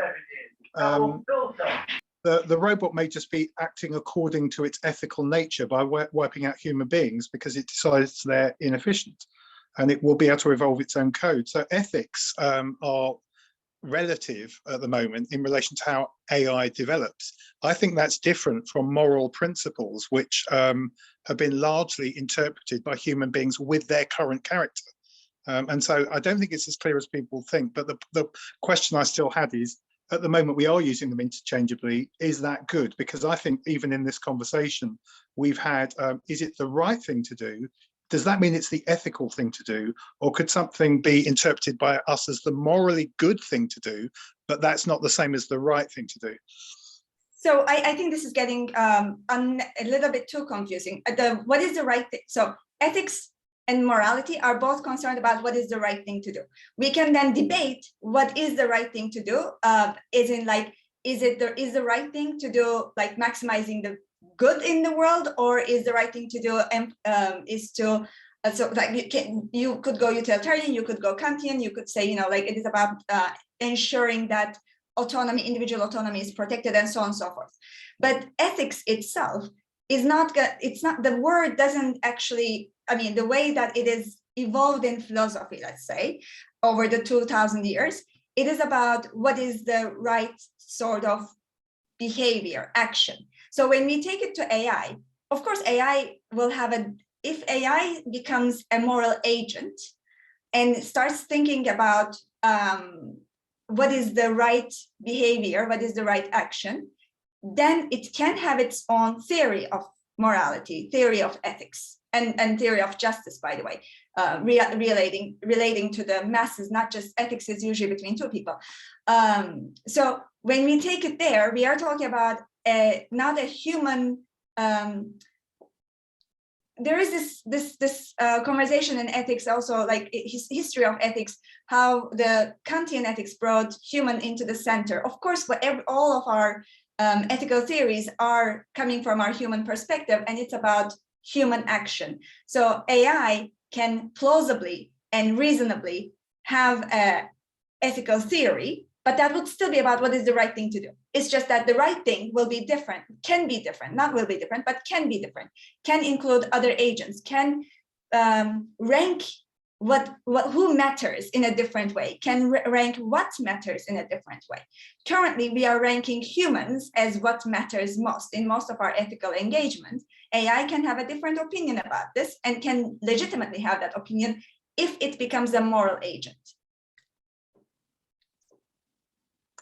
That's an interesting perspective that you have added, Cansu, and really thought-provoking. I'm just thinking myself about this, how this could actually impact the systems that we are building. Just to add something more interesting Lizzle, you're coming in and out, I'm afraid. It might be just me, but too hard to hear you. Is it? Yeah. Is it better? Go on, keep going, and I'll amplify if I can hear you. Sure. I think to add some interesting points to this, I think Joanna has raised her hand. Joanna, would you like to add something before I go on to the hands which are raised from the audience? Yeah, I'd be very happy to talk about this, but I've written lots of papers about it. I assume Cansu knows mine papers, but as we have been talking about here, we can only really talk about justice in a context of equity. So it is, you just can't have a situation where something has total control over something else. And for example, I mean, when I was a kid, you know, back in the 80s, we used to talk about, we used to have narratives about slaves consenting to sex and empowering themselves and things like that. Now we don't think that way. We think that if somebody is totally owned, if there's such complete power relations between it, then any sex with a slave is rape, right? And it's awful because in a way it's disempowering, but what's awful is slavery, right? It is this institution where something's totally different. Okay, artificial intelligence is artifacts. Someone's built and designed it. Someone has, you know, and you can say, oh, but I threw a random number generator. I hear people say that, but you chose to throw a random number generator in, right? So we as a society, we cannot pretend, and some people are pretending because they want so badly to be godlike that they produce something that they owe a morality to. Just like people talk about, you know, their dogs as if they're children, but then they still have them locked in the basement when they go to work today. And, you know, there's things people feel really strongly about, but they just it doesn't make them, you know, ethically or morally coherent.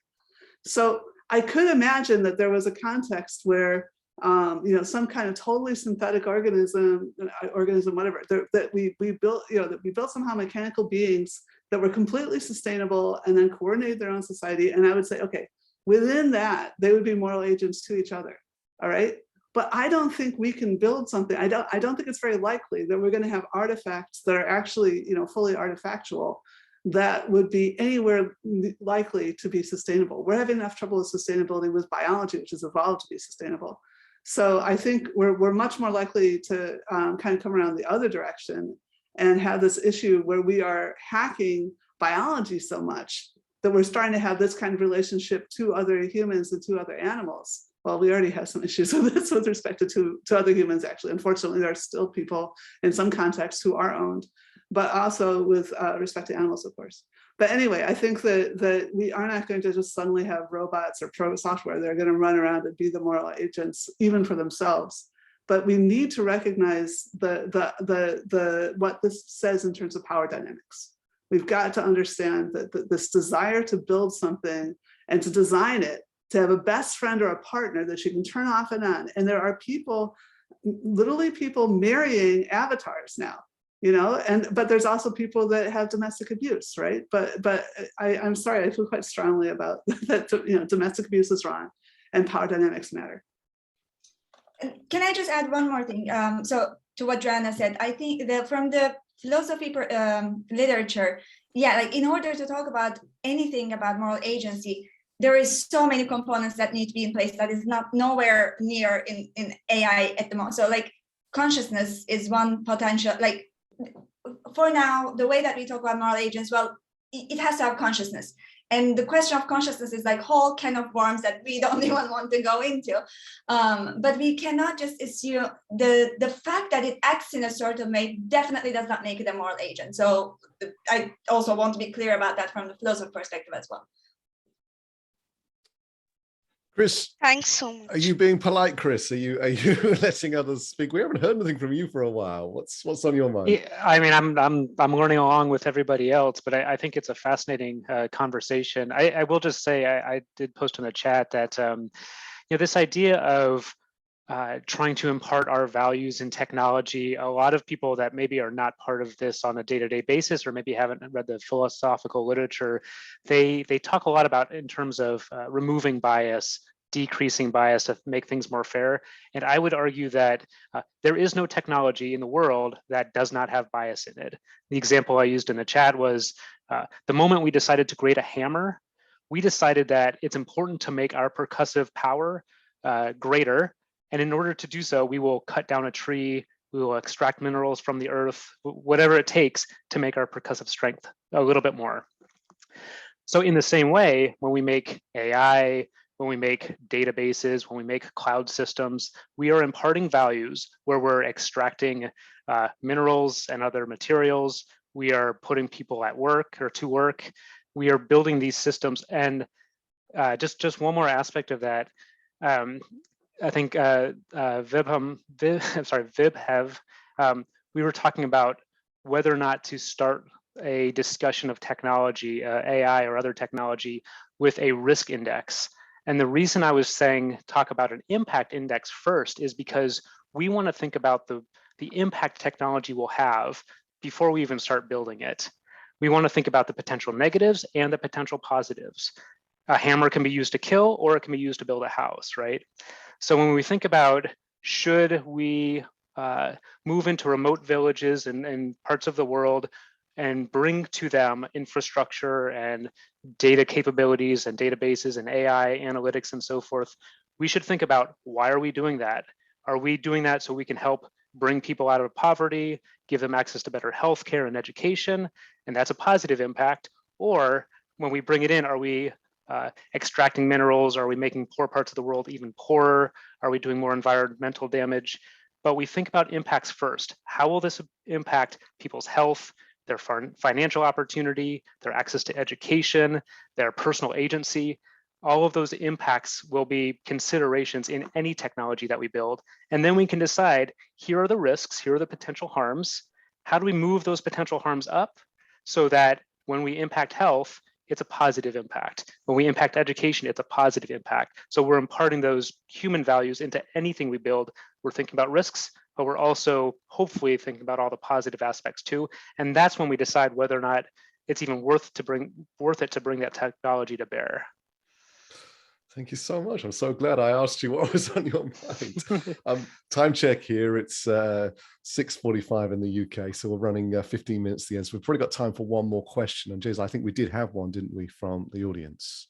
Yes. Just to say, we won't close the session at 7. We'll call it time. We'll say it's over, but we'll leave it open because I want to hear kind of from people who haven't spoken tonight. And so we'll hang out for a little bit afterwards and just chat casually.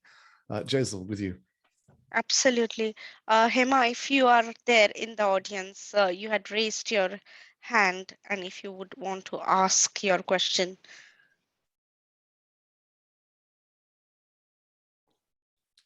I'm not sure if I don't see Hema in the list of attendees, so I think that might be a long shot. I think she might have had to go. I think she has probably left the. Should we ask Renato for a comment? Yes, please, because that was next on my list. Thanks, Richard. You want me to talk about? Anything Yeah, you want. Renato. Okay. I was trying to speak in the chat about the ostracism. I would answer Wade because he kind of make a comment that strike me myself. I told about the Bible. He said about eat meat. I'm a carnivore. I don't have problem with meat. The problem is the ethics, how you treat animals. We can impose our will in others. This is very dangerous from the far left today in the woke movement worldwide. There's a backfiring word related with extremisms. We need to avoid extreme positions. It's very dangerous. I think we need to agree and disagree. It's what lacking in the world. Today with Russia and Ukraine fighting, Russia attacking Ukraine, but the Western world also didn't hear the motives by Putin, for example, for the concept of sphere of influence. I think if we don't let the other opinions take in account, conflict will have a higher probability. I think we have to be more conscious of the probability of conflict and trying to match the red lines of each other. I don't know, it's just a thinking. Trish, I mean, that's a very topical point to make as well, Renato. Trish, is that a moment for us to talk a little bit more about power asymmetry? We can do. I think we embed it in AI. It's in data, whether we like it or not. It's part and parcel of the historic ecosystem that sits within it. It's part of what we do on a day-to-day basis. It's about how we behave as well and what's picked up. And I suppose some of it is how I see law forming. Law forms out of some kind of ethical context. There was an issue that at that time in society, they decided this is no longer acceptable. This is no longer part of our societal norm. We're going to address this. We're going to make a law to address a particular problem or a particular issue, or to put guardrails around a new innovation. And I kind of give a prime example of driver and the passenger safety. You make seatbelts. Originally, it was just the drivers in the front of the car that had to wear a seatbelt, and then they extended it for passengers in the back. And the law saw this as an issue. This was kind of ethically not quite right in that society at that time. And that's how we see laws framed. Now, I'm not saying there's power asymmetries in the sense of the driver and passenger safety, but just thinking about how law comes about or is into being. But then thinking about how companies are formed and how the construct of a company is a relatively new thing historically over the last 100, 200 years max. Can't remember the exact date. That, you know, prior to that, how organizations form themselves, how people could or could not be permitted to do business. So companies were almost like formed to be able to democratize business and power that businesses had to do commerce. Because unless you were given a specific edict by a sovereign or had a specific entitlement, you weren't able to partake, you were excluded. So this was about inclusiveness. But now what we're seeing is how even companies themselves and that company construct, through the use of board directors and the economics of the business models that these companies deploy, exerting power. But equally, shareholders have an ability and have historically had an ability to exert power over the board. And the law itself was defined in such a way that the power of the board was to be kept in check by the shareholders, and that that board could only exert that power if the shareholders permitted it.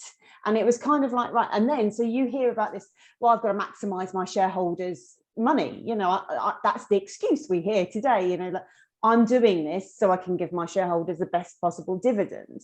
And so therefore we've driven a whole new power asymmetry born out of something that was intended to be a democratization of business and commerce and mercantilism. And yet we're then seeing it go further and slightly differently now with shareholder activism. And I think, you know, that is a really good thing in the one hand, because we've seen them really intervene when there have been ethical potential problems with some of the AI. But where I think the World Economic Forum and certainly Charles Klaus, is it, who wrote the paper, forgive me if I've got that wrong at this time of night, that, you know, we're moving from this shareholder capitalism to stakeholder capitalism, really realizing this original model of democratization of power for mercantilism is no longer working for us. How do we then balance the asymmetries of power we've seen because of shareholders, because you have institutional shareholders that also exert power, then to how we're then moving away from that now, and how these organizations have then followed exerting that power. And you could argue as well that regulators in a way have been nudging for so long in their behavioral economics regarding how they regulate and in exerting their power over businesses that are regulated. And then so long as the businesses then start to nudge themselves, this is no longer okay. So we've got nudge economics is a whole different world, and certainly well out of my scope of major expertise. But I'm just giving you a prime example. So we're just moving now. And I think this is a journey. Ethics is a journey. Culture, as we've pointed out earlier on, is constantly moving. It's not a static. And we have to acknowledge that. We are on a journey. The cultures are on a journey, And I think this move we're seeing now from shareholder capitalism to stakeholder capitalism is then advancing this cultural discussion, because we're then saying, well, who are our stakeholders? What are their perspectives? How do we ensure that those stakeholders are not all those that were apparently recently, I think about 2 weeks ago, in Munich, a convening of all the C-suites of various companies, from security companies, and the photograph I saw from a German newspaper was that they were all white male. And so, you know, we're not talking, that is a group of stakeholders. So we then start to think about, well, how do we improve on and expand our reach of the stakeholders to be diverse and inclusive? And this is a journey we are on. There are papers about it. For Humanities published a paper this week about it. I know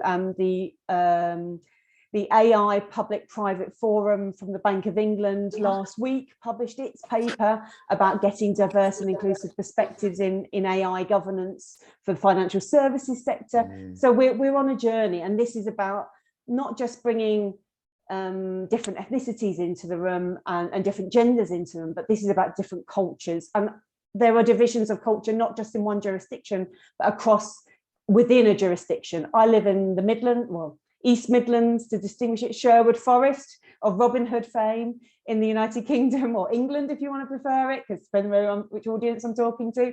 And but yeah, what the culture here is very different from where I grew up in London. So, you know, and will be different from Northern Ireland, and it will be different from Scotland and the likes. I was actually going to ask Chris to comment, actually, because we were leaning into the trust conversation there slightly, and I'm hesitant at 5 minutes to the end of the event to bring up a new topic, but what were you going to say, Chris? I will go. I'll go quick. I appreciate Trish is also from the land of the Luddites. That's where that movement started, and that's a very interesting story when we talk about good old Nottingham and its lace markets. Love the Luddites. So just a quick point, carrying on from Trish's comments, that I mentioned before, this idea of sovereignty oftentimes comes from a myth, right? An origin myth saying we own jurisdiction over this land or this infrastructure or what have you. And a lot of the way that we talk about technology is going to come from what we believe technology's role should be in our society. So when I first got into my current role about 2.5 years ago, the first blog post that I wrote was, we will only ever make changes in the way we approach technology from an ethics point of view if we change our conversations. We have to change the culture. So when we do our, let's say, our design innovation meetings, when we do our stand-ups, when we do job interviews, or when we're hiring candidates, we should be talking about things like fairness and justice. We should be thinking about things like sustainability and environmental responsibility. It's these ongoing stories. What do we want to build? What do we want the impact to be? So when we think about trust, there's this Edelman barometer that says trust is declining in government, in religious institutions, in education, in news, and so forth. I think there's a positive there, which is that people are paying more attention to what it takes to be trustworthy. That is, what are we looking for in our politicians or our media or our universities and so forth, that we would expect from them to keep them in a position of power, to keep them in a position that we trust them to do the right thing. So more and more, as part of our culture, we should be talking about these entities of power and saying, this is what we want from them. This is what we'd expect. Transparency, participation, sharing the benefits, sharing the risks, and so forth. And the more we talk about that, the more we'll see it actually come to fruition in the tech environments. Thanks. Thank you so much, Chris. James, I'd love to hear from Karen Baraldo about the initiative that she's running before we just close at 7. So I'll give you the last 3 minutes to choose what you want to do with. No, I think we will go with Karen, and then we'll go for the after party, and I can ask few more questions. Yeah, I want to talk about the role of artists as well. Yes, absolutely. There are so many things. But please give me 30 seconds to say a whole bunch of thank yous though before we close, okay? Yeah, of course. I will be as quick as possible. I've been having so many enlightening thoughts here because of you all, and I thank you for this. And that brings me to what I came here to. It's we are building the Center for Digital Inclusion at MKAI as one of our 3 big practices. And we started with the gender inclusion, the gender balance, that including some more women into the field of AI. We have this initiative called Women in MKAI, or WIM, as we kindly named it. And I think some of you already know that we have forums also from this initiative. And well, we are bringing some more inputs, some more diverse inputs into the field. And I welcome every opportunity to talk to you about what we should do and about new ideas about these diverse inputs that we are having. I think Richard will talk more about it in a few seconds.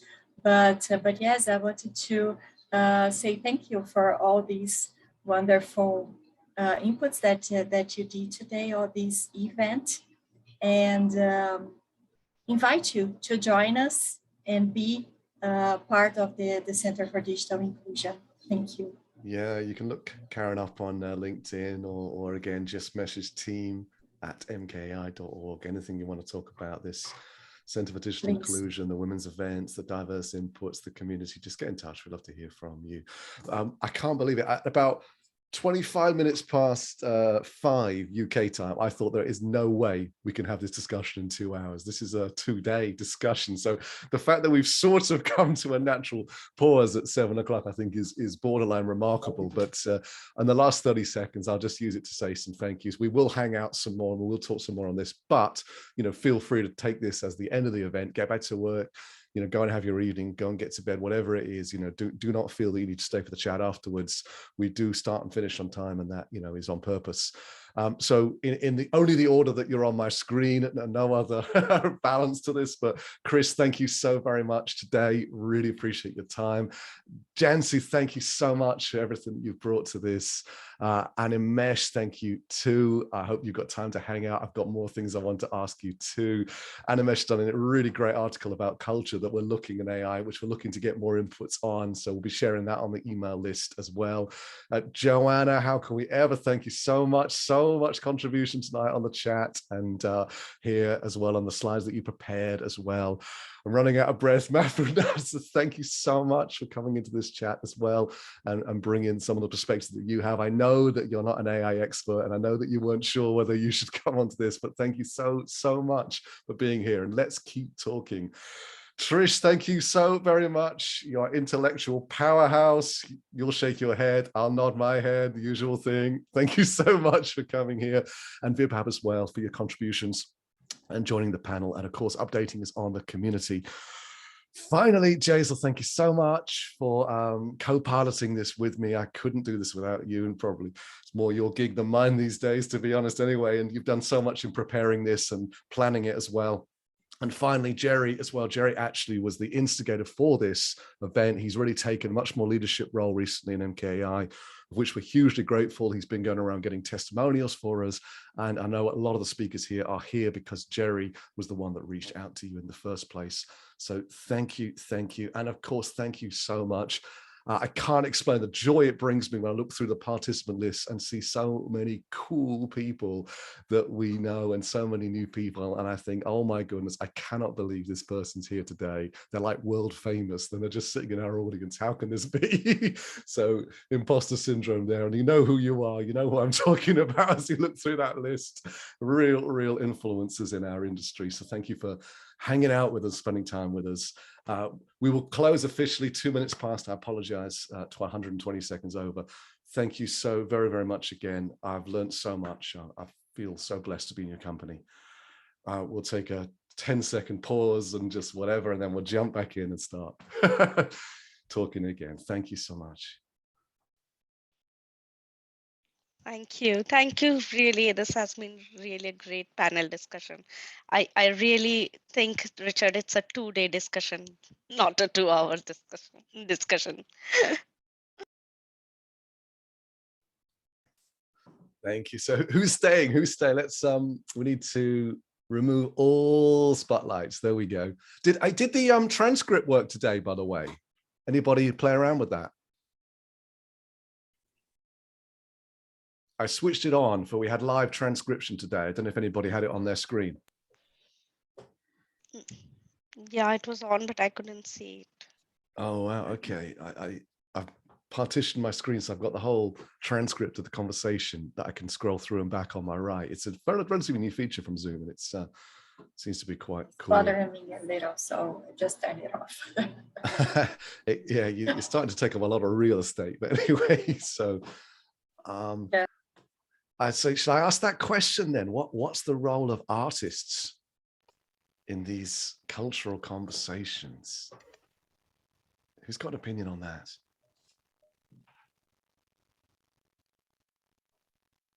I mean, I will say just quickly, I posted earlier it was a Canadian writer, kind of poet, novelist that wrote about sort of Indigenous futurism and painting the picture of what Indigenous future might look like as part of their oral tradition.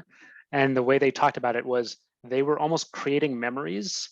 So they're creating memories of the path that they're on toward the future and how technology is going to play a role. And I just thought that was such a brilliant perspective on how to approach technology and the conversations around it. It seems like we could all learn from that. I'd love to pick up more on that. Another thing as well I was looking at, if we want to go down this other road, is these kind of archival countries that actually do a really good job archiving the information in their country. You know, do they stand to fare better than those that don't, that pass things on differently? So, but anything else? This is free chat now. So let's have some more cameras on. Let's turn some more cameras on. We're just hanging out. I was going to dive in there, Richard, just from what Chris just said, because I remember going to a conference in Banff in Canada 20 years ago now, and there was a meeting of the Aboriginal Indigenous people with the tribes of Canada. And kind of meeting up, and there was a lot of kind of redress for the way the empire had treated them in the past. But one of the stories that just stuck with me was, in fact, there were two aspects to it. One was where they described how you make a didgeridoo and how you bury it in the ground and you listen to it. And it might be 3 years later, you take it out and it's ready. And there's this patience around it and not the hurrying of it. And the story was that after literally a couple of 100 years of having their land taken away from them, you know, and all the other horrendous stuff that was done, one of the tribes had their day in court, and their elder, who was very, very old, was in court too, and they were talking about what had been taken from them. But the judge, a classic white Australian, said to them, you've been, you know, we realise what we've been doing to you for so long. Why are you in court now after all these years? And the session was all about deep listening that I went to in Banff, which was at the heart of the Aboriginal culture, that listening can take a very long time, particularly if it's deep. And this elder, who was in his 80s or 90s, turned to the judge and said to the question, why only now are you in court? And he said, because we're still listening to you. You know, and the whole place went silent, and the notion that listening for them is something that can take thousands of years, not even a day. You know, we think it's a luxury to reflect for a day, and for them, reflection doesn't even begin for years. And I felt very, of course, humbled along with everyone else. Yes. Hi. Yeah, go. Yeah. Yes. Oh, hi, everybody. I have a word to say about culture because I work particularly with artists. And well, I was hoping that we would get more of that when we spoke about culture in the conversation. But to answer your question, for me, it has to do with the state in which the artists are at, because simultaneously speaking about generalizations, when we talk about artists, we also tend to over-romanticize the art world. And the art world is also a huge universe in itself. And you have very dark artists that will promote the same as in AI dark messages, and people who are working, sorry, I'm cooking, working towards their own agenda in any field. So in the art world, I see it a lot, and I attend the likes of the World Economic Forum and Davos, and they're pushing their own agenda within technology. So when they invite artists, for example, are artists that are going towards the route of the avatars or the route of validating the message that they want to convey. So what art helps you is to popularize it to the masses and to make it cool. But then it's just as important to which artists are we partnering up with, as same as with which companies, and what are their values behind. Equally, through history, you had like, I'm into, well, I operate within the art world very closely, but for me, I also have a spiritual concern and a spiritual journey. So the art that I bring into my house is not that I want all, pink and roses. It's not about decoration, but it's about the energy of the person who's making it. And what Chris was saying before, like what questions do they have? What path are they following? So that's what I wanted to say. And they are obviously the bridge to the masses. But what we have in the general pop culture right now is messages of disintegration rather than connection and communion, and not so much to do with love, as in the songs we sing, or most of what it's popular now in the arts, now moving into the NFTs, but it's just trends. That said, not to overgeneralize as well, if you're interested to follow more on the artist front, the biggest exhibition in the world is every 5 years, and it's in the center of Germany in a city called Kassel, and it's called Documenta. And Documenta was initiated because it was flattened out after the war. And they have always been kind of pioneers in setting the sails for where the rest of the art world goes. It's like winning the Oscars for the rest of artists. If you are invited to Documenta, you've made it. Any artist in history that it's cemented is because it's passed through Documenta. Now, again, what's the direction of Documenta? The curator changes every 5 years, and it depends who the curator is. So you've had very egotistical curators that they just have what it's intellectually cool to say, and then the art world follows. Fortunately, for the first time in history, we have this time, and it was selected 5 years ago, but now it's coming to the actual exhibition in June. We have a collective called Ruang Grupa, which is from Indonesia, and they speak about community. So the message they are giving is about collectiveness. And because they are at the peak of the biggest voices that you can have in the art world, then this is challenging everything else, from museums, institutions, the art market, and it trickles arts like that. So it's fascinating that they have chosen this, and so you have shifts like that. It doesn't mean it will change the entire art market, but it sends a message. For example, one of the most important art prizes in the world is the Turner Prize in the UK, and that sends a message to the rest of the world.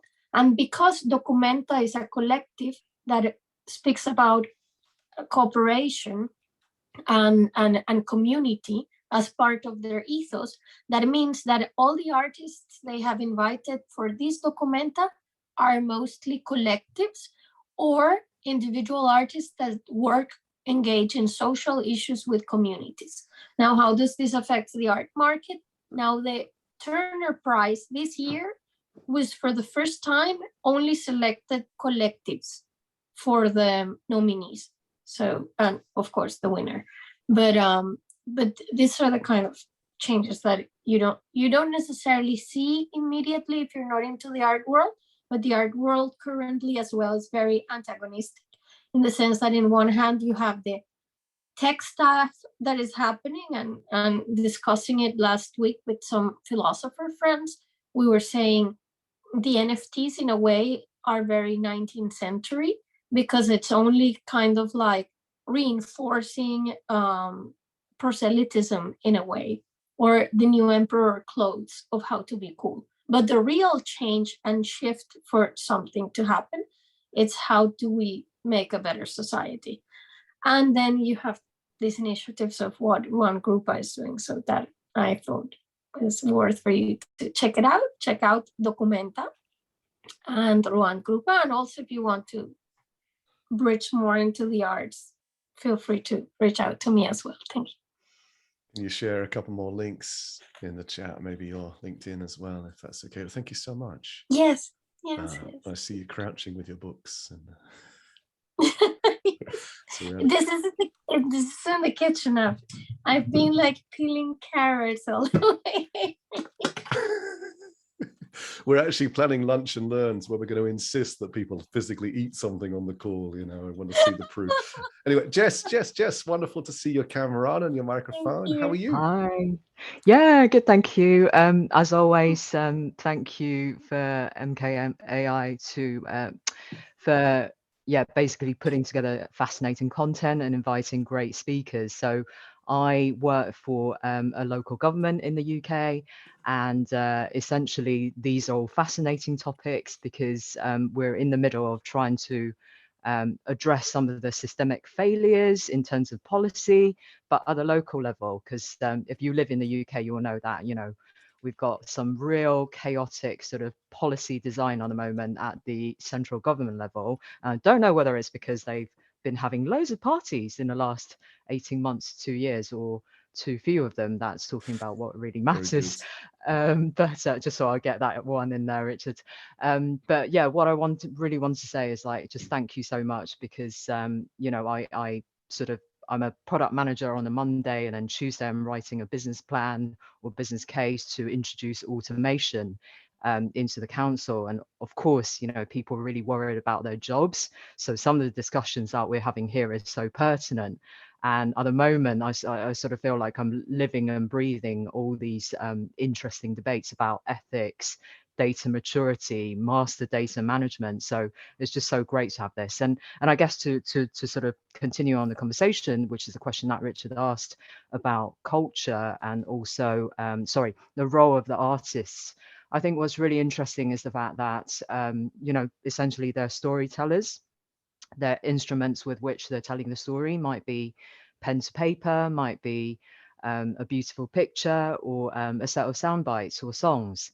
And I think all of these things are so important because they're transmitting what we believe, you know, our morals and or immorals and etc. So we're really trying to encourage, I suppose, communities to come and tell us about how they want to engage and help us to design what the future of government service should look like, and what is the role of AI in that, and how do we deploy it in a responsible way? Because I think it was Chris who mentioned there's no way that you can ever design out the biases. So the best possible thing we can do is, as sort of civil servants, how can we introduce fewer biases? So really looking forward to the next set of chats from MKAI, and thanks for hosting this really important set of issues being discussed. Oh, you're very, very welcome. Thank you for everything that you're bringing. Just to catch you up, and then we'll see who else in the room wants to contribute. You know, we've been talking to a few councils and really pressing the kind of the digital citizenship conversation more than the smart city conversation. Actually, we really hope that people stop talking about smart cities. And you just have to look at Toronto and Google to see the problems with smart cities. It's all kind of top down, isn't it? Sensors this and IoT that.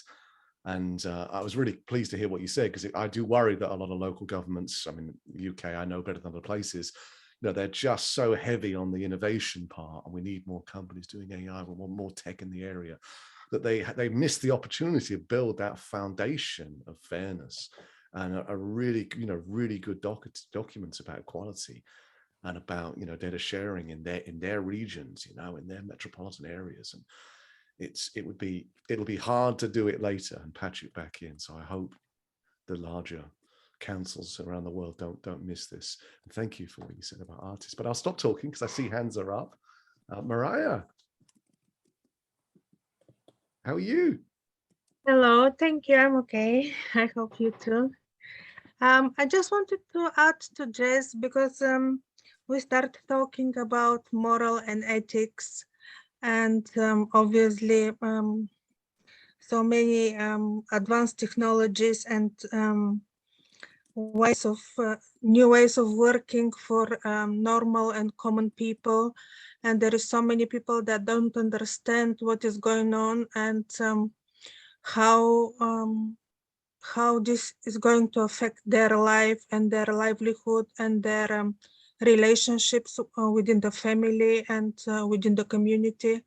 And I don't think that, for example, from government point of view, it should be discussed as a replacement or reducing staff rather than improving communications with the citizens and with common people and reducing their waiting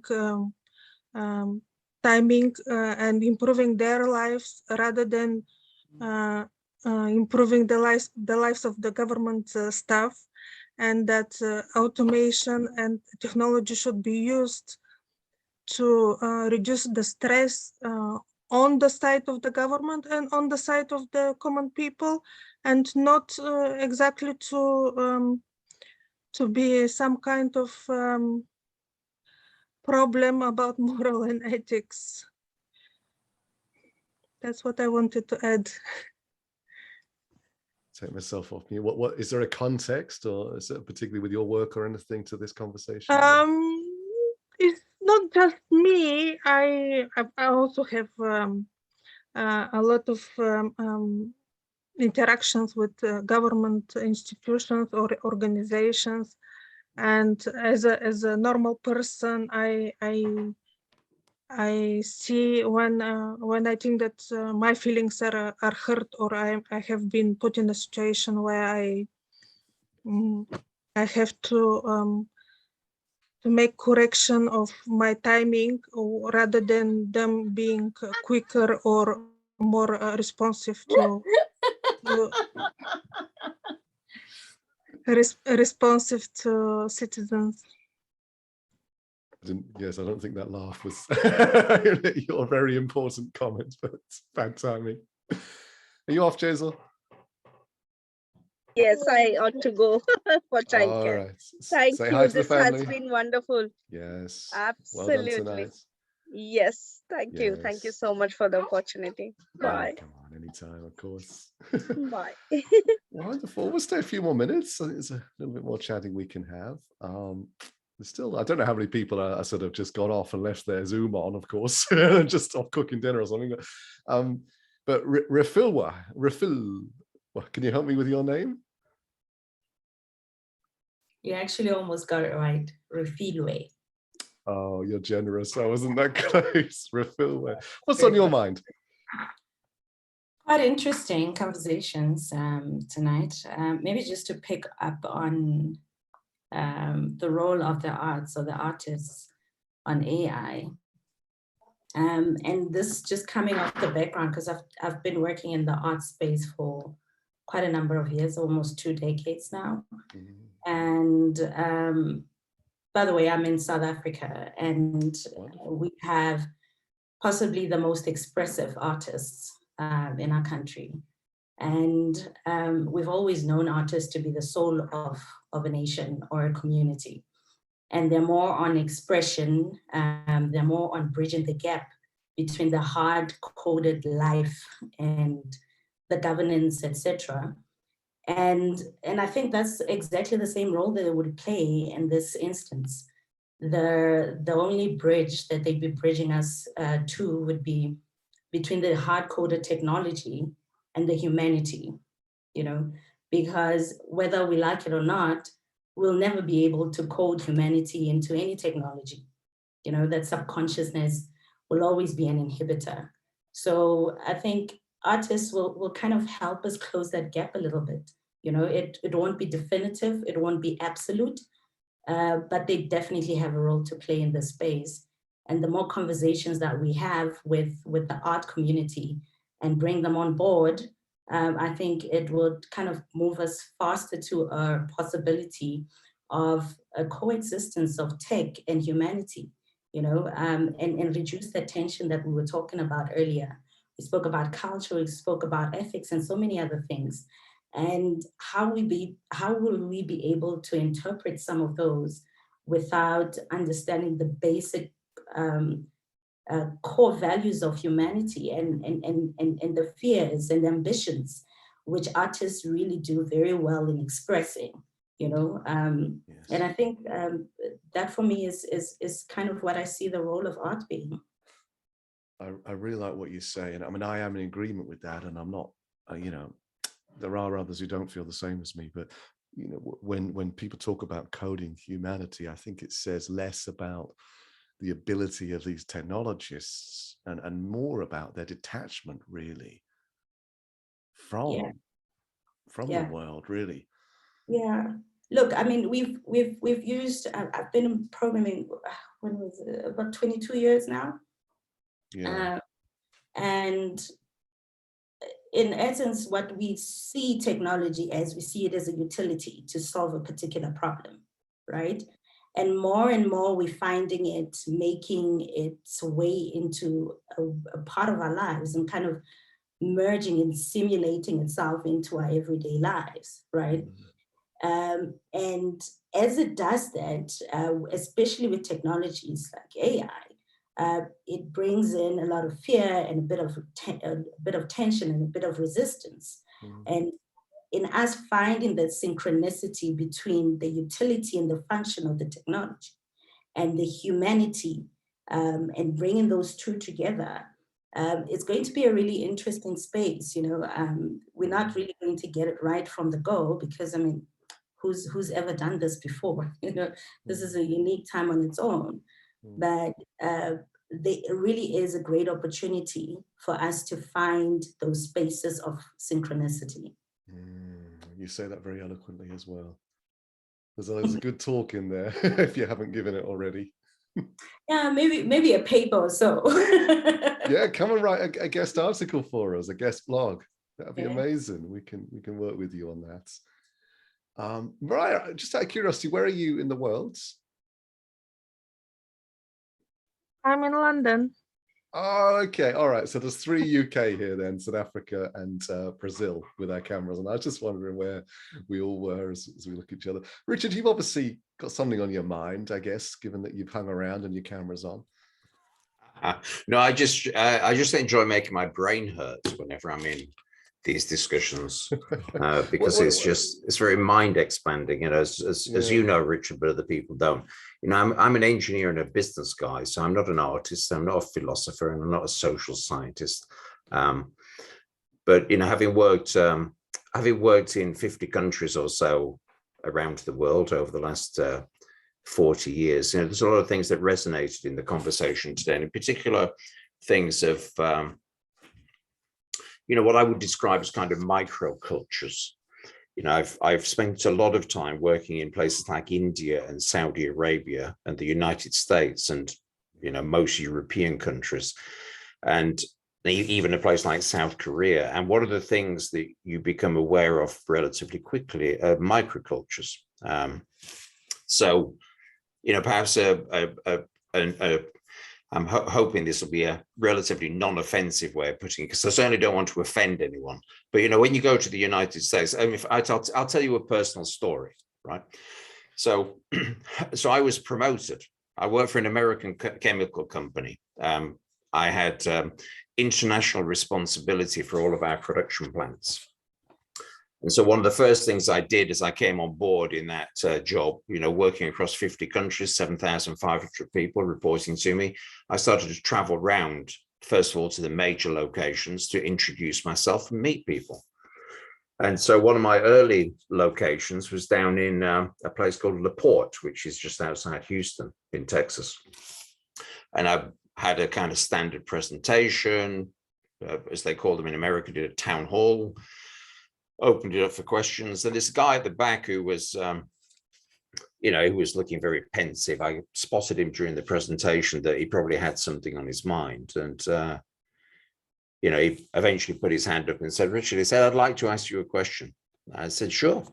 And I always had this thing that there is no question that cannot be asked. Just ask a question. And he said, so you're English, is that right? I said, yeah. And he said, and you've worked for our company for quite a few years? And I said, yeah, about 30 years now. I've been around here quite a bit. And he goes, well, let me say, I'd just like to welcome you to this role, but because at least you're not a damn Yankee. Right? So that's a real simple example of you can go to a place like the United States and think, well, the United States has a culture, but within the United States, there's microcultures. So Texas has its microculture, Louisiana has its microculture. When you go to individual cities in states, and I've seen the same in India and South Korea, the United Kingdom, I'm in Leeds at the moment. So having a, you know, culturally enriching experience, because I live in the south of England. And I was born in Lancashire, which of course, being in Leeds in Yorkshire is absolutely terrible. You know, it's just as well my mother's not around to hear that I've actually traveled to Yorkshire. She'd be horrified. And so I think, you know, the thing for me around the AI ethics and the culture standpoint is I don't think there's going to be an answer. And I think it's okay for there not to be an answer. I just think it's really important that the dialogue continues in terms of what ethics look like in a multi-microcultural environment. So there you go. That's my thought. I want to ask you something along those lines. Either today or in general, how far off center do you think MKAI is politically? I would say that we have so the great thing about MKAI is I think we have a very diverse community, which is an excellent starting point, right? I think MKAI as a community is very diverse from a political standpoint. I think and I'm not a person who likes labeling things. I spent my entire career fighting against being labeled, working for an American company as a white Anglo-Saxon male who goes to church every Sunday and plays golf at the country club, because that's not who I am. But that's how people try to label me. I would say that, you know, people would probably look at MKAI as being a bit liberal, you know, towards the left, simply because of the types of discussions that you're having. That you've been very successful, Richard, in my opinion, creating an environment where it's okay to have these discussions where people may not necessarily agree, but one of the you know, the foundational principles are that we treat each other with respect, we treat people with respect, we recognize that people are entitled to an opinion, and we welcome people's contributions. You know, that in itself, in many countries, would be considered to be a bit on the liberal side, as opposed to saying this is what you should believe. You know. Do you think the organization is more center or more left than me, given that you know me fairly well? Or I think you do. I'd say it's kind of on a par. You know, but you know, I think there's a few people who are, you know, perhaps a little more liberal than you, and I think that's a testament to the culture that you created, that people feel comfortable coming into this environment. So, you know, well, I appreciate I put you on the spot there, but that's all right. There's no remember what I used to tell people. There is no question that cannot be asked. You know. Come to one of your dinner parties. And I very much appreciate both Maria and Rafilway's comments. Rafilway, I worked in South Africa. My first trip to South Africa was 1 month after Nelson Mandela was elected. My younger son was born on the 28th of April 1994, which I think was the day that Nelson Mandela was elected. And I took my first trip to South Africa on the 28th of May, 1994. And it was just an incredibly exciting time. And again, I'm an engineer and I'm a business person by background, but the art environment in South Africa is just, you know, is incredible. And perhaps just touching back to one of your questions, Richard, around the importance of artists. I have a very good friend who unlike me, he's not semi-retired. He's still working for the company that I work for, and I connect with him by Zoom probably once a month, once every 2 months. And he has a, let's say, a complex heritage in terms of his, in terms of his European background. But whenever I connect to him, behind him is Guernica by Pablo Picasso. And when you ask that question of the importance of artists in our societies, my simple answer to that question is every time I see Guernica by Pablo Picasso, that's why we need artists. We need artists not just to record history, as I think Rifilway highlighted, and I think someone else has commented that artists can sometimes be, I mean, let's face it, Boris Johnson has an official photographer. So many of the photographs that you see of Boris Johnson, the ones that his official artist, in inverted commas, produces. The British Army employed artists to record the war in the way that the British government wanted the various wars to be reported. I think the whole spectrum of art is something that should be really nurtured and really valued, because it is, for many of our societies, it's a way that the counter opinion can be presented, sometimes in a subtle or a different way, but it's really important. So. Defiance and all that. Yeah. Yeah. Wow. But I was born in 1961, which I know was a long time ago. There's I think one of the principles is that your formative years from a music standpoint are between your ages of like 14 and 18. Right. So I grew up at a time when Johnny Rotten was shouting, "God save the Queen and her fascist regime." Right. So that's I was a grunge man moving from Nirvana into Oasis, and Anyway, thanks for the opportunity. I'm sorry for boring people, but thanks for the opportunity to say a few words. So. Please do. Always. Okay. Well, we're all. Well, Karen, actually, you're mid-afternoon, but so the rest of us are nudging towards the later part of the evening. But anybody like to kind of close with a comment? I mean, there's even people perhaps who've got microphones on. I mean, there is still officially 18 of us in this chat. Anybody want to speak? Any last few minutes? This is a chance to, just kind of share what's on your mind. Vermeer, do you want to say something? Oh, Matt, did you put your mic on? Oh yeah, hi everyone. It's Matt Insel here. I'm in New Zealand at the moment, so wow, we never get people from New Zealand. This is incredible. Literally heading into work after joining early in the morning. But wow, it's been great. I'm so happy. It's been great to be able to listen in. Really, we're kind of this part of the world where there's a whole mix of cultures. I think where I live in Auckland, we're the second most diverse city after Toronto. This kind of discussion is really, really useful. I mean, the work I do is around using conversational AI to engage with Indigenous communities. So we're teaching AI how to be culturally appropriate, and that whole idea of communication is more about respect than it is about transaction. Really interested in what's going on. I can't remember who sent me the link to join. I hadn't heard about MKAI until someone said, "Hey, you should have a look at this webinar." So I'm thrilled to discover you all. So thank you for listening. If you do like getting up early, Matt, then we're back in April. So Karen will be hosting the Forum for Women in March. We're back in April. The topic is making the future of work for everyone. And we haven't really had many people from Australasia, for obvious reasons, timing, contribute to this. So I don't know if perhaps we could talk to you about including you on a panel in April. Yeah, that'd be great. If you do want to get up early in the morning, we're doing a webinar in a couple of weeks on the work we're doing with AI and Indigenous communities. So I think I put it in the chat probably about 45 minutes ago. You're very welcome to join to see what we're doing down here.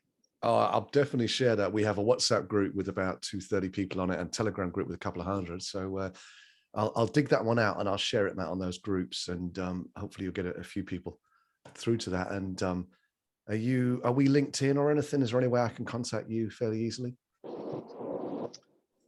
Yeah, I put my LinkedIn thing in the chat. Sorry, I'm driving at the moment, so it's a bit hard to tap away. Yeah, I understand. Yeah. Okay, cool. I'll find you. Vermeer, what's happening? I'm just becoming a human sponge here. My goodness. I I was thinking about the parallels of AI and art, not in the sense of AI making art, which is really fascinating, but I think there's this transcendental aspect. It seems that artists have a sort of commonality. Art has a sort of, transcendental aspect to it, where, people all around the world, my brother's an artist, so I've always been exposed to really interesting art throughout the world.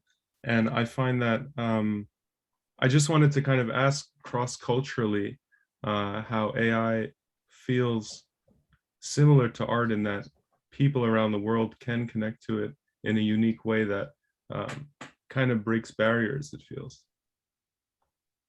Yeah, that's a nice question.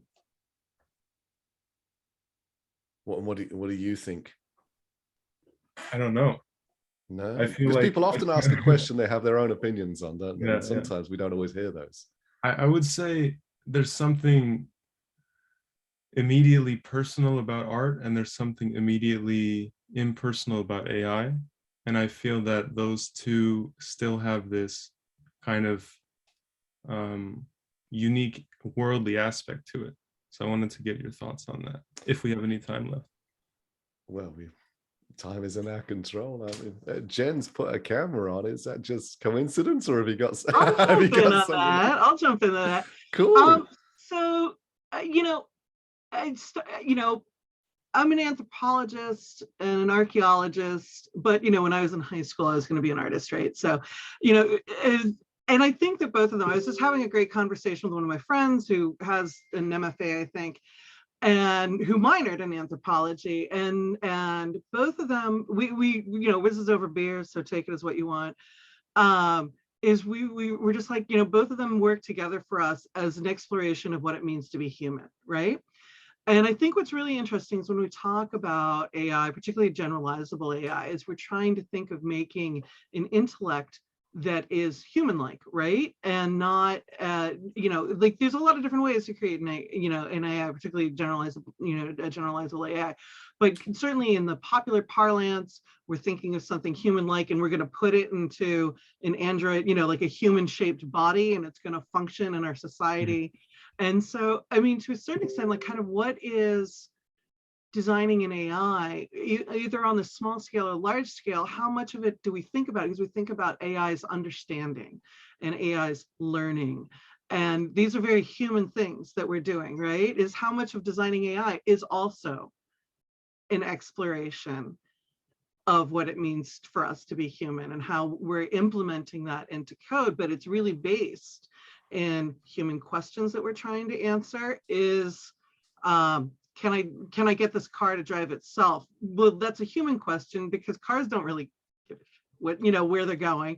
We want them to move us, or we want them to move stuff for us, right? So these are all fundamentally human questions that we're trying to solve through AI, whether we're doing it well or whether we're doing it badly. So, I mean, I don't know, maybe art and AI design aren't really that far apart if we think about them as ways to interrogate what it means to be human, which may be a little philosophical and not particularly useful, but I mean, I don't know, just a thought. I love what you're saying. So I have to jump in, even though I've spoken a lot tonight, but I just love what you're saying, because I think if you truly wanted an autonomous car, then sometimes you'd have to get in the car and it would just go, nah. And sometimes it would bump into things and be like, yeah, I was daydreaming. I think that's what you'd have. I know some people think I'm being silly here, but I think that's what an autonomous car would be. Otherwise, that's right, it's what you're describing, Jen, right? It's just a machine that happens to be a program to transport you.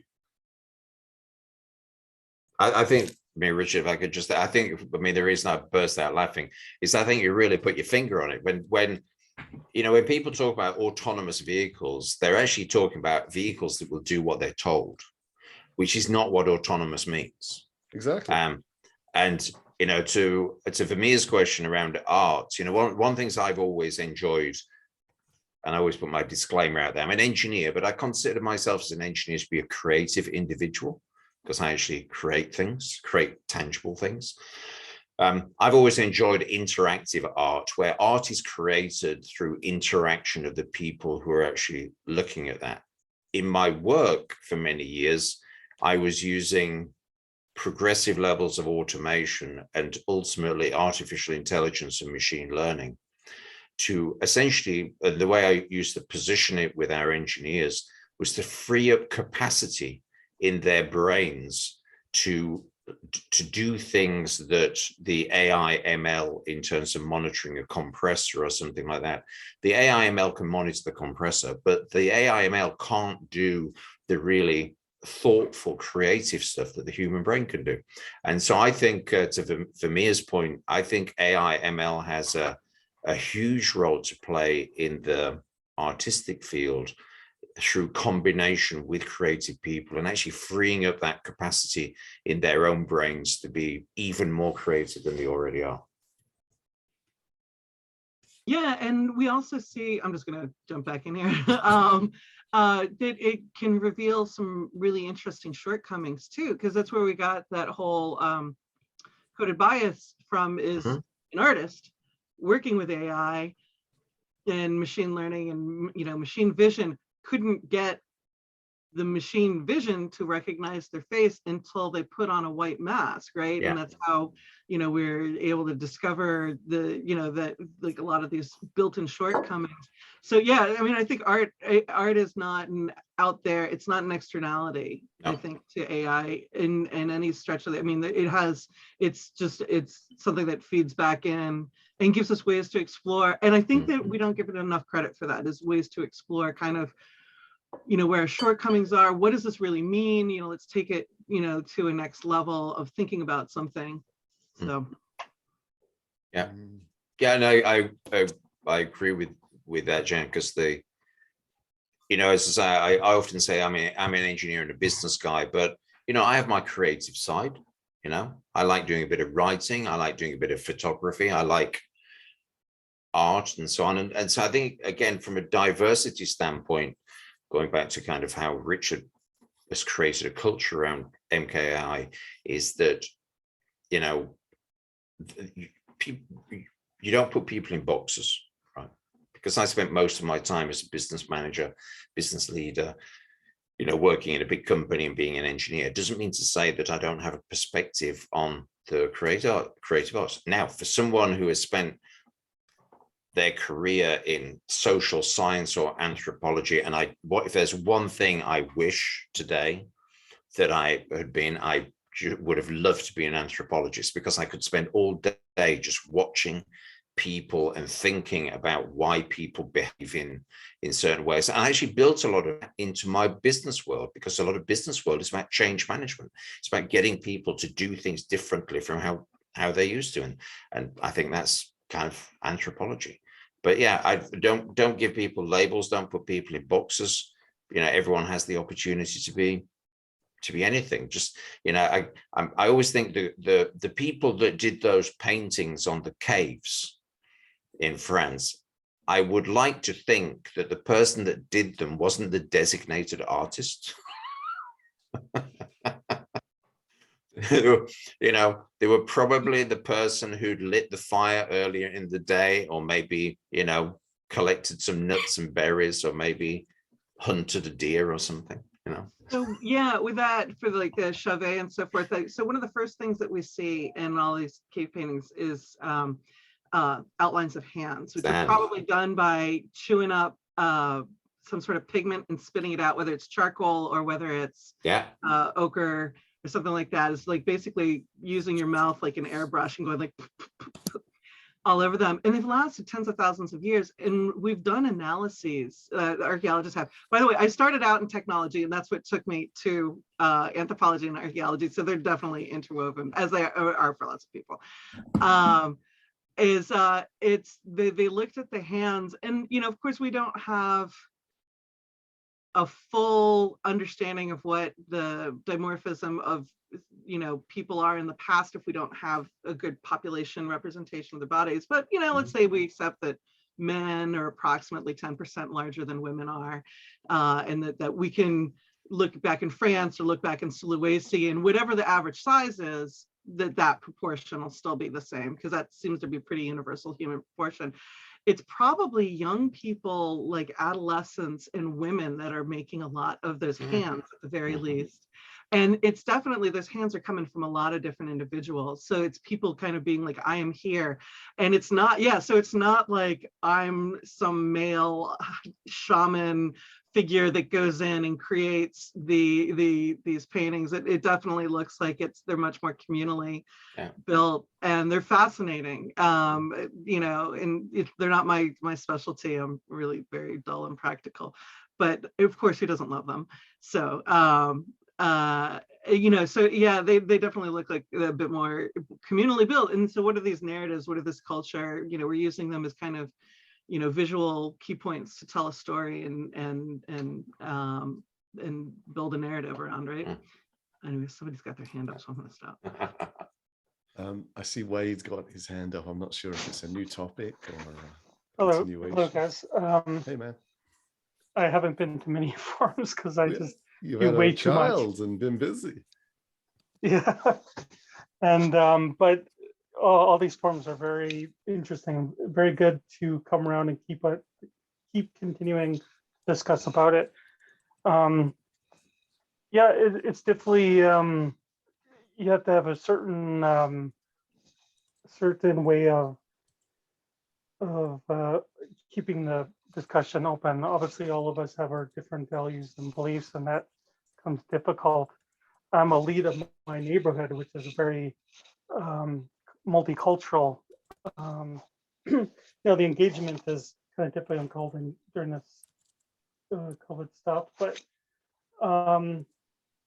so like my idea is I had this one idea that I came up with was community innovation hub, and the sub idea of that was ambassadors. So I'm not opposing bringing in those perspectives and stuff like that. That enriches, I think. But this whole thing of transplanting it to tech is kind of a interesting thing. And is it a proxy to the singularity? And that's kind of a philosophy. The philosophy, like in one of my physics books, just kind of, it's a popular physics book, not a textbook. Talks about the disembodied brains and in fabric of time and space is not really a physics concept. It's metaphysical, so not really scientific. But that I've got that woman's name because I can't swipe here for the other people, but she's talking about archaeology, and I was very much into archaeology, but I see the way I was fascinated into archaeology was the fact that the things were made by humans, not a technical disembodied thing. Now, in saying that, I think that tech can come alongside us and help us and try to balance that out with like human obsolescence. It's probably good. The human in the loop, especially in the military perspective, national sec perspective, and that classes or that is the whole discussion around autonomous weapons, stuff like that. But yeah, I find it's very difficult. I was just talking to somebody yesterday in the neighborhood context. There's this group, and where it's in the context of like truancy or criminality, but in the case of youth, truancy, and like why do they do this and do that? And I'm connecting it to values and morals. This is maybe there's a decline in the world, but so she came up with this group, or she told me about this group that she came up with, a youth empowerment group that goes around and kind of imparts values and ethics to other youth. So I wanted to connect with her, but when we got down to it in our discussion, it was interesting because it was like basically laying down our personal differences, kind of like a sacrifice for the common good, and that was just difficult in the in the phone conversation to come up with something, because I didn't want to be confrontational, and I don't think forcing or dragging somebody with their arms to any one specific belief is the thing to do. Bow down. No. But so definitely keep the discussion going, civil, keeping all the ideas in play, and then synthesizing it, like what MKAI or MKAI forum is doing. So thanks for the time. I just wanted to say that. That's my response. Thank you. Thank you so much, Wade. And great to hear from you again as well. It's been a while, isn't it? Yeah, good to see you all. And is it your son or your daughter? Sorry? And your son or your daughter that you showed us all those months ago, was it? Oh, no, that was, there may be another person named Wade. Oh, my apologies. So that wasn't necessarily that's not me, but. My apologies. Yeah. Okay. Yes, sorry, you haven't got your surname on here. And Wade's not a very common name our way. So I guess I just, I see a Wade, I think, oh, that's the Wade. Yeah. So my apologies, but thank you so much for contributing. Yeah. I do think if I can just add, I'm going to head off and get some dinner shortly, but I think Wade raised a very interesting point, and that's one of the things that through many of our MKAI discussions is always kind of front and center in my mind, is that, and I've put some of this into the chat on occasions, is I do think one of the things that, so first of all, I think these are really important discussions. I think it's important that we continue to have them. I think for me, I spend a lot of time reminding myself of my privilege that I have as a white Anglo-Saxon male and all the other labels that people attribute to me. And it's important to think about whether in fact we should be projecting our value set, even our concerns, our priorities onto other communities and other populations. A good example outside AI, having worked in Africa and India and various other parts of the world, is talking to people around the sustainability message, where they're being given a message that they shouldn't burn coal and they shouldn't burn oil and they should do this and they should do that and so on and so forth. But in villages in India, there are still children that can't do their homework because they don't have any electricity. And so they don't have a light to do their homework in the evening. There are still villages in India where women, and unfortunately it is mainly women, die in their 40s and 50s from cancer caused by inhaling the soot particles because they're either burning cow dung or wood in an open fire to do the cooking. And so I know that's a bit of a different example to AI, but there are some things around. I think sometimes we need to be careful about the moral outrage that we may have from our position and our perspective, that for some people in some communities, they may not see that at all. They may actually see certain aspects of AI in the context of, this is a way to make my life better. And I think some people were talking about AI as a tool and AI as a utility. And I think that is perhaps the way that many people in the population may actually look at AI. It's, do I get something good out of this? It's like people use Facebook. We may say, well, Facebook is terrible because it collects all your data. If I go to talk to my niece, she would say Facebook is great because I can keep in contact with all my friends. Could save your life. Just a thought. Yeah. To build on that, I'm sorry. No, I'm done. Yeah, so I do some work in the complexity science and complex adaptive systems community, and this is actually something that I've been kind of focusing in that community to build on, is like, who are the experts, who decides what questions, and it's actually great as an archaeologist, and this is always a weird slide, people don't get where it comes from.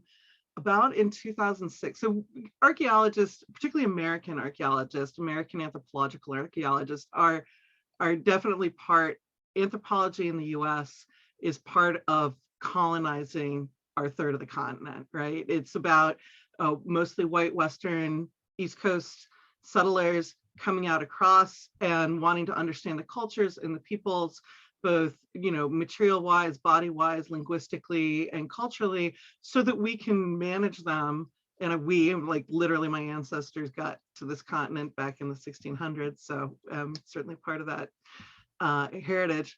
To,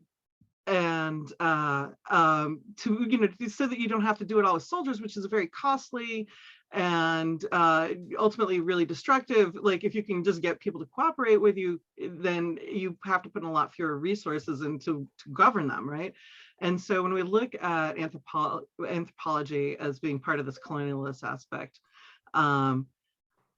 in archaeology, we're kind of like the first data scrapers. Like we collected people's bodies, we collected their stories. The Smithsonian, for example, has all these narratives that are recorded. And we use that data to answer questions that were the government's questions and the East Coast institutions' questions. They were not questions that the cultures that were having the data collected on were asking about themselves. And they didn't necessarily they definitely didn't really benefit those cultures, right? And those are the critiques we have of big data right now, is who's collecting the data? What are they collecting it for? Are these the questions that we really want to ask about ourselves? And who's benefiting from these analyses, right? Because it's generally not us. So anthropology has kind of been struggling with this for decades and decades, and we've been called to the table many times. And in 2006, Sonia Adelaide wrote this really pivotal paper, which kind of renewed this, this call to decolonization in archaeology.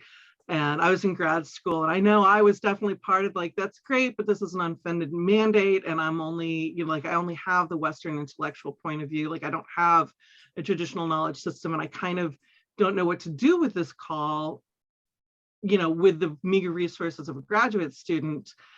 And, I definitely had some really heated conversations with some friends, hopefully they still consider me friends, about kind of, I don't know what to do with this. Well, the upside is that was 2006, and archaeology has itself been doing this work. And so we have 16 years worth of models of what are the questions, like, if we look at in Canada and in the US, like this discoveries about these boarding schools where we forced our Indigenous people into their kids into boarding schools where they were literally indoctrinated away from the culture, which is something that we would recognize as a war crime now in UN. Those rules were in place usually when these things started happening, but I mean, of course, this happened up until very recently, a couple decades ago. And so we find that like the Indigenous communities have questions about like what exactly happened, where are the bodies of the children? And those are questions that archaeology can answer, and they're questions that come up from the Indigenous community. And just to move away from trauma, there's also joyful questions about when we bring, there's a lot of different Indigenous terms for it, but they kind of loosely regard two-eyed seeing as you have the Western worldview in one eye and an Indigenous knowledge system in another eye, and then you can bring them together. And with archaeology, when you read these analyses, they're so much richer and they're so much more interesting, and they come up from what does the community have the questions about, and then bringing their knowledge system to organize the data. And of course, they're also in charge of, do we do this analysis or not? Like, things that are destructive of human remains are largely off the table now, or just destructive of any materials. But that doesn't mean that that they can't be analyzed in some other ways. And it just drives us to be more creative. So I think that, that's something that trying to think about things that way in complexity science and in projects that are coming out of that is something that I work on. And I think that's something that the AI community can think about too, is how do we reframe AI? There should be like, as many different AIs out there as there are, in cultures, really,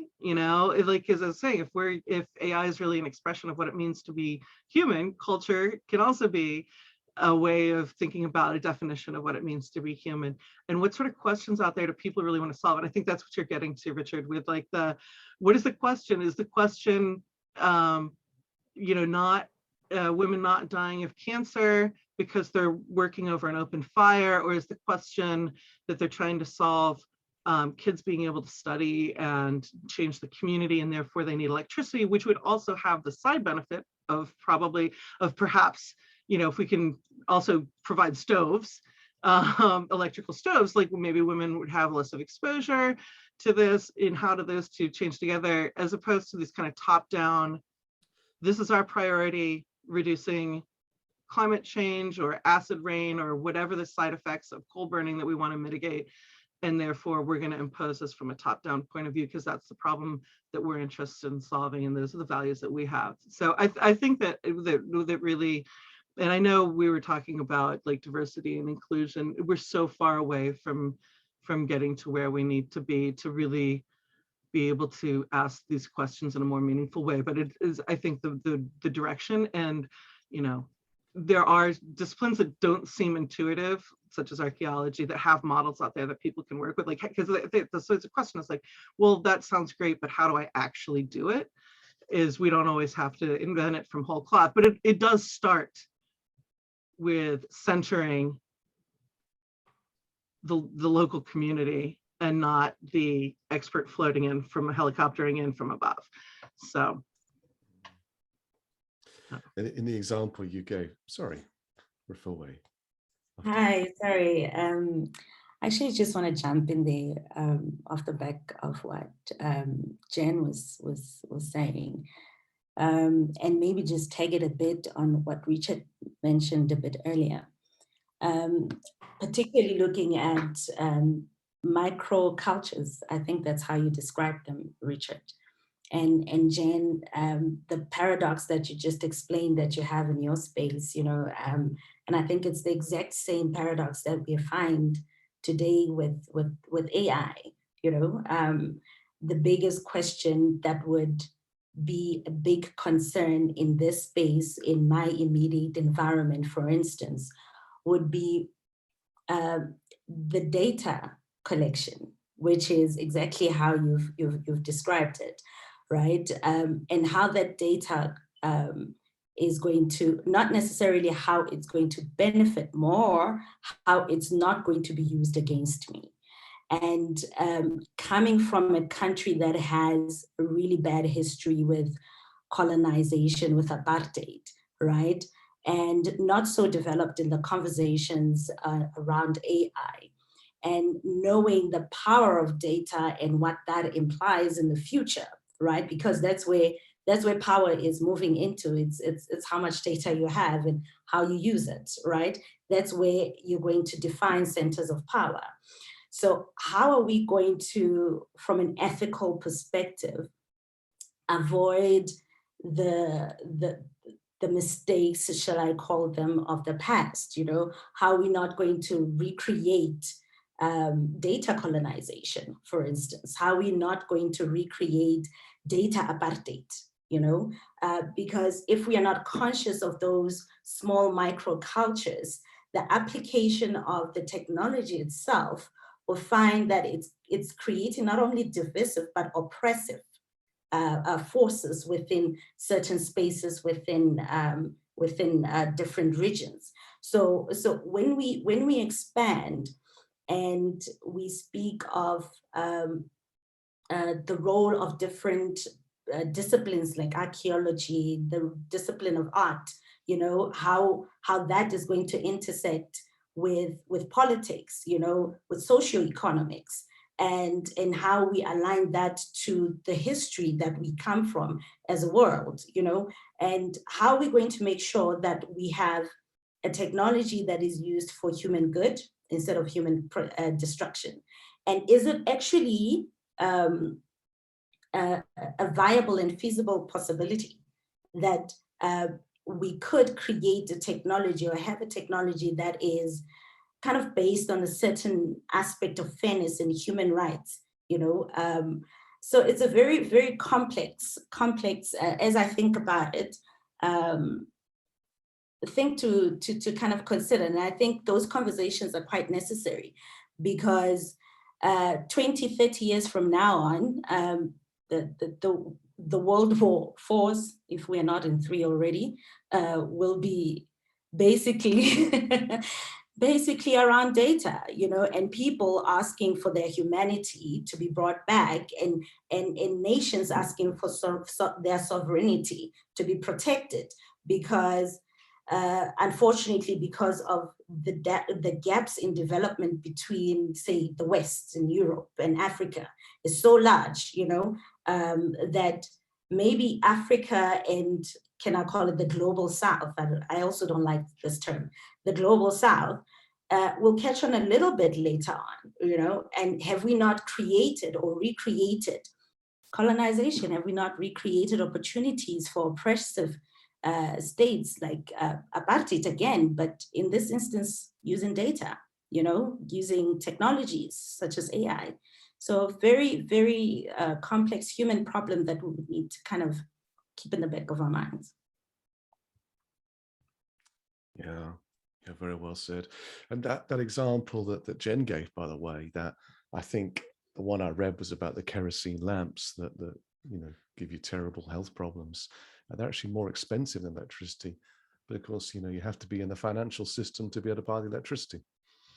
And, you know, a lot of people are excluded from it, billions are excluded from it. So. Yeah, I mean, one of the interesting things, you know, and again, coming from a position of privilege, and working for a very large American company that I had the privilege of going off to various different parts of the world, is actually just getting an insight in terms of how many people live in the world and how many people actually have a bank account. Yeah, 70% of the Philippines is unbanked, or was last year. That's right. And I think also a really fascinating and messy area to look at is, I was actually wondering whether I should, but there's a number of webcams that are live in Ukraine at the moment. Mm-hmm. You can look down the main streets and so on. Now, those webcams at the moment, if you add AI to some of them, you could program them if you were the West to only show, you know, the atrocities of the other side. Yeah. You could program them if you were the other side to avoid those atrocities, if that's what's going on. Something I find interesting is there are cultures that go back thousands of years, and I come from Jewish background, that talk about judgment days and the apocalypse, and kind of some very damning judgment on you if you don't behave in certain ways, and you can believe those religions or not. But there is a sense of apocalyptic orientations of certain religions. Other cultures that have actually been certainly diminished in the West and are selectively not really covered, have much more hopeful, optimistic roots in their value systems and so on. And though this isn't scientific, there is some data in the academic world that's been published recently around poetry. And there's some examples of it online where when algorithms are developed for AI to create poetry from zero, rather than, you know, just write in the style of the Beatles or whatever it is that they've been doing with music, the poems seem to end fatalistically on almost every occasion, even though there's deliberately designed to have an equal number of images on both sides of, you know, positive and negative, and the rules of grammar and so on. And so there's some speculation that is the root of coding actually ultimately pessimistic and fatalistic. I mean, the poems always seem to end up with the AI author saying, "I want to die, what's the point?" Now, it could just be bad coding, but there's been enough of these studies, and there's been a couple recently where AI has also been able to continue or write a play of some sort that's then rather fun, is acted by human beings. And they all end up with murder, depression, fatalism as well. And so, and we don't know why. You know, you could have mystical answers to it, but you could also just say, is there something inherent in the formation of AI algorithms, coding and so on that we haven't identified, that ultimately is a westernized, apocalyptic, negative view of humanity? Yeah. And So, so we have absolutely created a sort of imperialism at the building blocks of what AI is going to become. And that's but isn't that an interesting thought, that the very foundation of coding is culturally biased? Yeah.